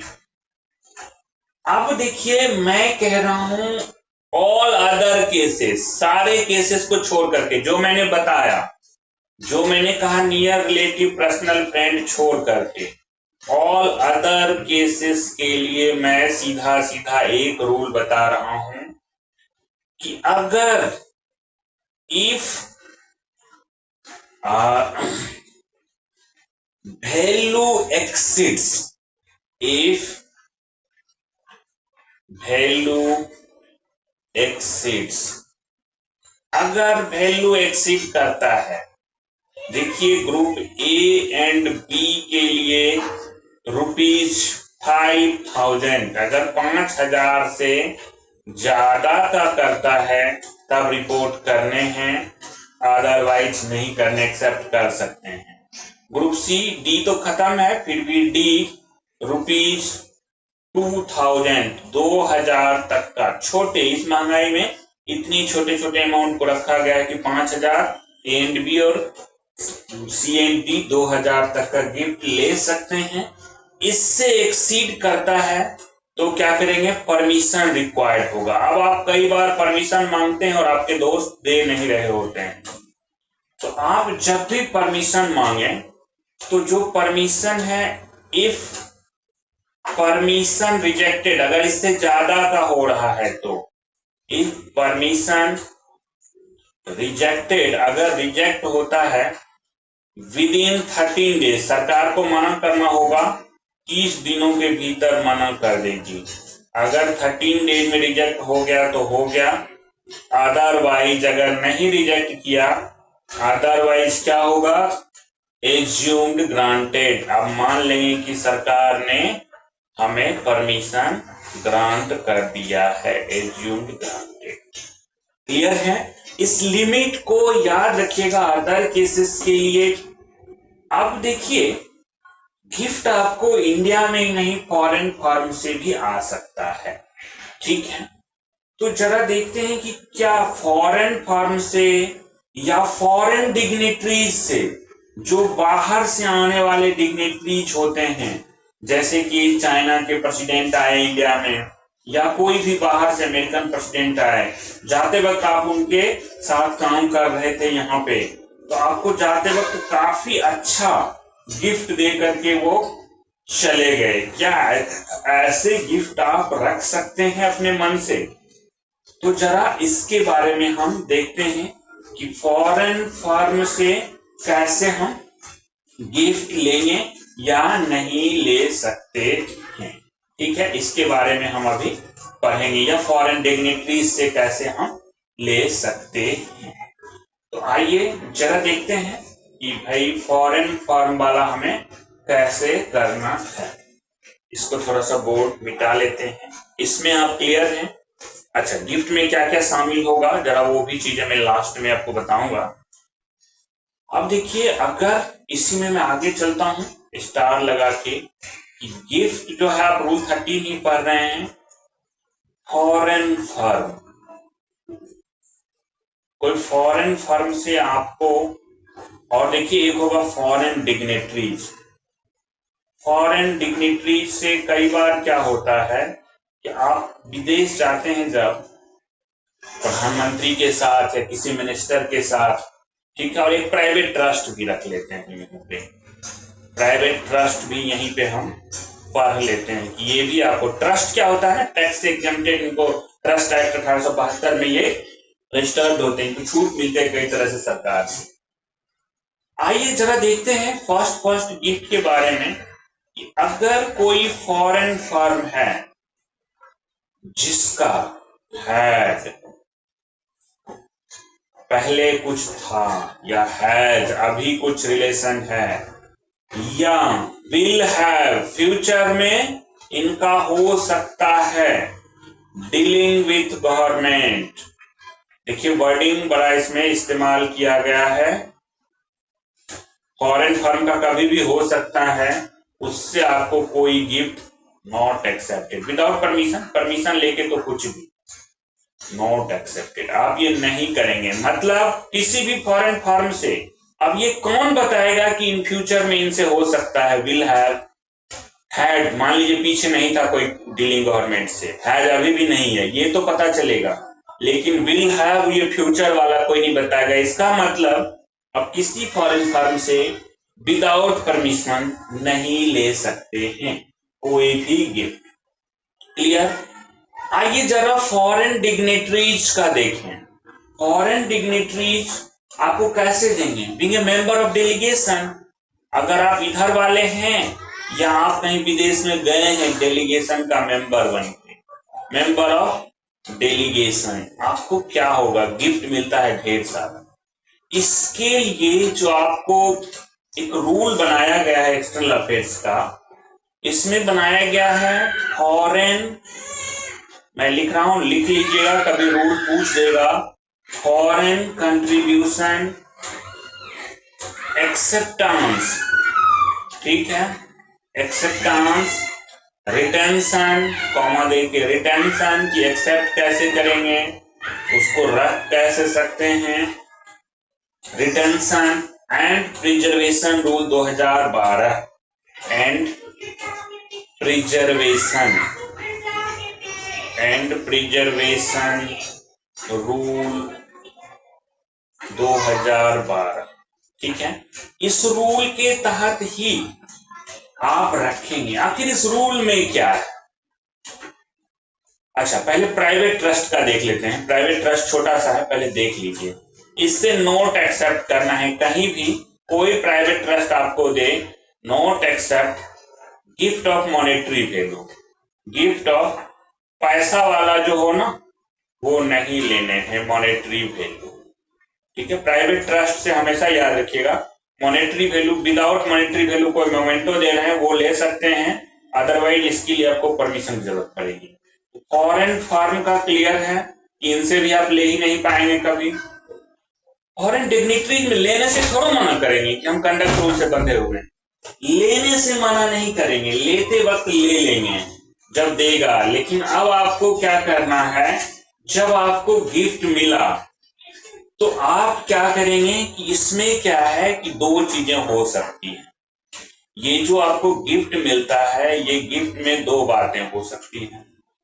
एक ही गिफ्ट मिला हो या मोर देन वन गिफ्ट मिला हो। अगर मान लीजिए वन गिफ्ट मिला हो, ठीक है, या मोर देन वन गिफ्ट मिला हो, ये भी हो सकता है 4 जगह गए, मोर देन वन गिफ्ट, दोनों कंडीशन को आपको पढ़ना पड़ेगा। और दोनों कंडीशन यही समझ लेते हैं। मान लीजिए दोनों ही कंडीशन में रूल ये है कि आप करेंगे गवर्नमेंट को रिपोर्ट, गवर्नमेंट के पास जमा करेंगे, रिपोर्ट करेंगे गवर्नमेंट को। आप आएंगे विदेश से या देश में मिला है, तभी विद इन 13 डेज, जब से आपको मिला तो 30 दिनों के भीतर आप क्या करेंगे, गवर्नमेंट को रिपोर्ट करेंगे। गवर्नमेंट का मतलब किसको, विद इन 13 डेज रिपोर्ट किसको, टू सेक्रेटरी जो आपके मिनिस्ट्री के हैं, उनको बता देंगे विदेश गए थे या उधर से जो आए थे हमें दिए। ये क्या करते हैं, इसमें प्रोविजन बना हुआ है कि इसको भेज दिया जाता है, जो आपका गिफ्ट आइटम है उसको भेज दिया जाता है तोसा खाना में भेज दिया जाता है। तोसा खाना जो है वो एक्सटर्नल अफेयर्स के अंदर आता है। तोसा खाना MEA, external affairs, ministry of external affairs के अंदर आता है। वहां पे एक कमिटी असेस करती है इसको, असेस्ड बाय कमिटी, ठीक है, असेस करेगी एक कमिटी इसका मॉनेटरी वैल्यू देखती है। इस कमिटी में कौन कौन होते हैं, JSMEA होते हैं। चलिए लिख ही लीजिए, कमिटी में जानकारी रहेगी सब लोगों को। जैसे joint secretary ministry of external affairs के रहेंगे, अंडर सेक्रेटरी जो हैं वो उनके जो कंसर्न सेक्शन डील कर रहे हैं तो खाना, उसके अंडर सेक्रेटरी रहेंगे। एक कस्टम अप्राइजर रहता है, ठीक है, कस्टम का आके बताएगा। ये कस्टम अप्राइजर जो फॉरेन से आने वाली चीजों को देखता है, फॉरेन पोर्ट ऑफिस का रहता है, मिनिस्टर ऑफ फाइनेंस का कस्टम अप्राइजर, ठीक है। इसकी एक कमेटी होती है। अब इसमें मेनली ये एसेस करता है कमेटी एसेस करके अगर पाता है कि गिफ्ट का वैल्यू, देखिए फॉरेन से मिला है इसीलिए, देखिए मैं इधर ले लेता हूं साइड में, लाइन खींच करके साइड में मैं चार्ट बनाता हूं, आ जाइए। अगर गिफ्ट का वैल्यू, जो गिफ्ट का अमाउंट है, गिफ्ट वैल्यू आप कह सकते हैं नॉट एक्सीडिंग 5000 है, मतलब 5000 तक का, नॉट एक्सीडिंग 5000। आपने देखा था 5000 तक का इंडिया में भी रख लेते थे। तो ये क्या करते हैं, गवर्नमेंट सर्वेंट को दे दिया जाता है कि जाओ भाई रख लो तुम्हारा। अगर गिफ्ट जो है एक्सीडिंग 5000 का है, एक्सीडिंग रुपीज 5000 है, मतलब 5000 से ज्यादा का है, तो अगर गवर्नमेंट सर्वेंट लेना चाहता है, ठीक है, तो उसको गवर्नमेंट सर्वेंट को परचेज करना होगा, अदरवाइज ये गवर्नमेंट रख लेगी, ये गवर्नमेंट के पास चला जाएगा। और गवर्नमेंट सर्वेंट कैन परचेज, इसको क्या कर सकती है गवर्नमेंट, इसे गवर्नमेंट से आप क्या करिए, जैसे 15,000 का है तो आप इसे पैसे दे करके परचेज कर लीजिए। 5,000 से ज्यादा वाला एक्सीडिंग जो भी है वो आपको नहीं मिलेगा। 5,000 तक का, जैसे इंडिया में भी आपने देखा ग्रुप ए एंड बी वाले सबको मिल जाते हैं, तो 5,000 तक का दे दिया जाएगा गिफ्ट। आप ले जाइए 5,000 तक से। ये आप अगर एक्सिड है तो फिर पैसा देके आपको परचेज करना पड़ेगा। क्लियर है? गिफ्ट के मामले में फॉरेन डिग्नेटरीज से हम कैसे गिफ्ट मिलेगा तो उसे हम कैसे डील करेंगे, ये आप परचेज कर सकते हैं। चलिए हम जरा 18A के बारे में अभी ही, सॉरी 13A के बारे में अभी ही बात कर लेंगे। ये हमारे गिफ्ट के बारे में थे। अच्छा, गिफ्ट के बारे में छोटा सा, गिफ्ट कई फॉर्म में हो सकता है। गिफ्ट में आपको हो सकता है हम पैसा ना दें, आपको फ्री ट्रैवल का अरेंजमेंट कर दें, कहीं घूमने जा रहे हैं, बोर्डिंग, ठीक है, लॉजिंग, इस तरह का रहने का अरेंजमेंट कर दें। ये सब गिफ्ट के डिफिनीशन में आता है। याद रखिएगा, सिर्फ मॉनेटरी वैल्यू ही नहीं होता है, ये सब भी गिफ्ट के डिफिनीशन में आता है, कभी पूछ दिया जाए तो। इस बात को आपको ध्यान रखना है। अब जरा देखिए, आपको जो 13A, जो हम 13A की बात करने जा रहे हैं, वो 13A काफी इंटरेस्टिंग है इस मामले में, क्योंकि ये बात करता, आज का ये लास्ट रहेगा हमारा, डाउरी की बात करता है। क्या डाउरी किसको कहते हैं? डाउरी हमेशा वो अमाउंट होता है जो इन कंसीडरेशन ऑफ मैरिज हो, इन कंसीडरेशन ऑफ मैरिज। आप किसी को कोई गिफ्ट दे सकते हैं, ऐसा नहीं है, लेकिन वह अमाउंट जो ना दिया जाए या वो आइटम जो ना दिया जाए जिससे शादी ही रुक जाएगी, इन कंसीडरेशन ऑफ मैरिज है, शादी के बदले दिया जा रहा है, वो डाउरी कहलाती है। डाउरी लेना अलाउ नहीं है, किसी भी गवर्नमेंट सर्वेंट को नॉट अलाउड कि शादी के बदले आप कुछ उनसे एक्स्ट्रा लीजिए। लेकिन एक्सेप्शंस क्या है? एक्सेप्शंस हैं, एक मुस्लिम धर्म में आप देखेंगे जो शादी होती है वहां पे एक डॉवर होता है, या मेहर की राशि बोलते हैं उसे, डॉवर या मेहर बोलते हैं, ठीक है, मेहर की राशि कहते हैं। ये उनके पर्सनल लॉ में अलाउ है, अलाउड इन पर्सनल लॉ, क्योंकि मुस्लिम विवाह ना एक कॉन्ट्रैक्ट है, तो वहां पे इनके पर्सनल लॉ में अलाउ है। अगर पर्सनल लॉ में अलाउ है तो फिर ये गवर्नमेंट ने कंडक्ट रूल में अलाउ कर रखा है, चलिए भाई अलाउड है, इसमें हम कुछ नहीं करेंगे। ये मेहर की राशि उनका चूंकि कस्टम का पार्ट है, वो वहां पे रखते हैं, क्योंकि मुस्लिम विवाह एक कॉन्ट्रैक्ट होता है, तो मेहर की राशि रखी जाती है, डॉवर का अमाउंट, तो उसको सरकार ने अलाउ कर रखा है। अब देखिए यहाँ पे क्या होता है, शादी के क्रम में आपको बहुत सारे गिफ्ट आ रहे होते हैं। अब गिफ्ट का क्या करें, उस गिफ्ट का हम क्या कर सकते हैं?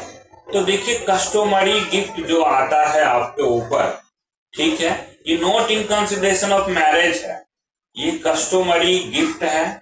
इस कस्टमरी गिफ्ट आपको मिलेगा, तो गिफ्ट जहां भी मिलेगा इसका एक साइंड लिस्ट आप बना लीजिए, कौन कितना दे रहे हैं, एक साइंड लिस्ट क्या होता है, एज प्रिपेयर्ड, बना के रखना होता है आपको, ठीक है। और साथ साथ जो आपका गिफ्ट वाला कस्टमरी गिफ्ट का जो रूल है कि वैल्यू एक्सीडिंग वाला, वो गिफ्ट रूल तो अप्लीकेबल रहेगा ही रहेगा। गिफ्ट रूल मतलब रूल 13 वाला अप्लीकेबल रहेगा। मैं उसे रिपीट नहीं कर रहा हूं, 25,000, 15,000 और 7,500, उस हिसाब से एक आइटम गिफ्ट का आइटम और एक्सीड कर रहा है। अदरवाइज सारे आइटम अगर कम के हैं तो आप साइंड लिस्ट मेंटेन करेंगे, गवर्नमेंट को जब जरूरत लगेगी गवर्नमेंट मांग सकता है। ये कस्टमरी गिफ्ट याद रखना चाहिए, नॉट इन कंसिडरेशन, ये क्या होना चाहिए, तो not in consideration of marriage, ये नहीं मिलेगा। जैसे कोई बाइक दिया आपको, तो बाइक क्या हो, not in consideration of marriage होना चाहिए। बाइक ना भी मिले तब भी शादी होती ही होती, तो ऐसे गिफ्ट आपको ध्यान में रखने हैं। अब बाइक मिले तो अब ठीक है, जो गिफ्ट का रूल है बाइक प्राइस एक्सीड का मूवेबल इमूवेबल प्रॉपर्टी में जैसे आप देखेंगे वहां भी हम पढ़ेंगे। प्लस आपको क्या है कि बाइक मिला है, गिफ्ट मिला है, एक्सीड कर रहा है 25,000 से, ग्रुप ए है तब भी, तो आप रिपोर्ट तो करेंगे ही करेंगे, साथ साथ साइंड लिस्ट भी रखेंगे। नहीं बाइक नहीं मिला, सब कम कम अमाउंट का मिला, 25,000 से कम का, आप ग्रुप ए ऑफिसर है या ग्रुप बी है, 15,000 से कम का गिफ्ट मिला, लिस्ट बना के मेंटेन करके रखिए। गवर्नमेंट को जब जरूरत लगेगी आपसे मांगेगी तो आपको लिस्ट प्रोड्यूस करना होगा। रूल 13A एक्सेप्शन ओनली मेहर है, ठीक है, कस्टमरी गिफ्ट है, अदरवाइज आप डॉरी नहीं ले सकते। चलिए आज का क्लास में हम लोग यहीं तक रखेंगे आज की क्लास को, और हम लोग मिलेंगे बुधवार को। फिर बुधवार को मिलेंगे, तो बुधवार की क्लास में अब आप लोग पहले क्वेश्चन अपना पूछिएगा,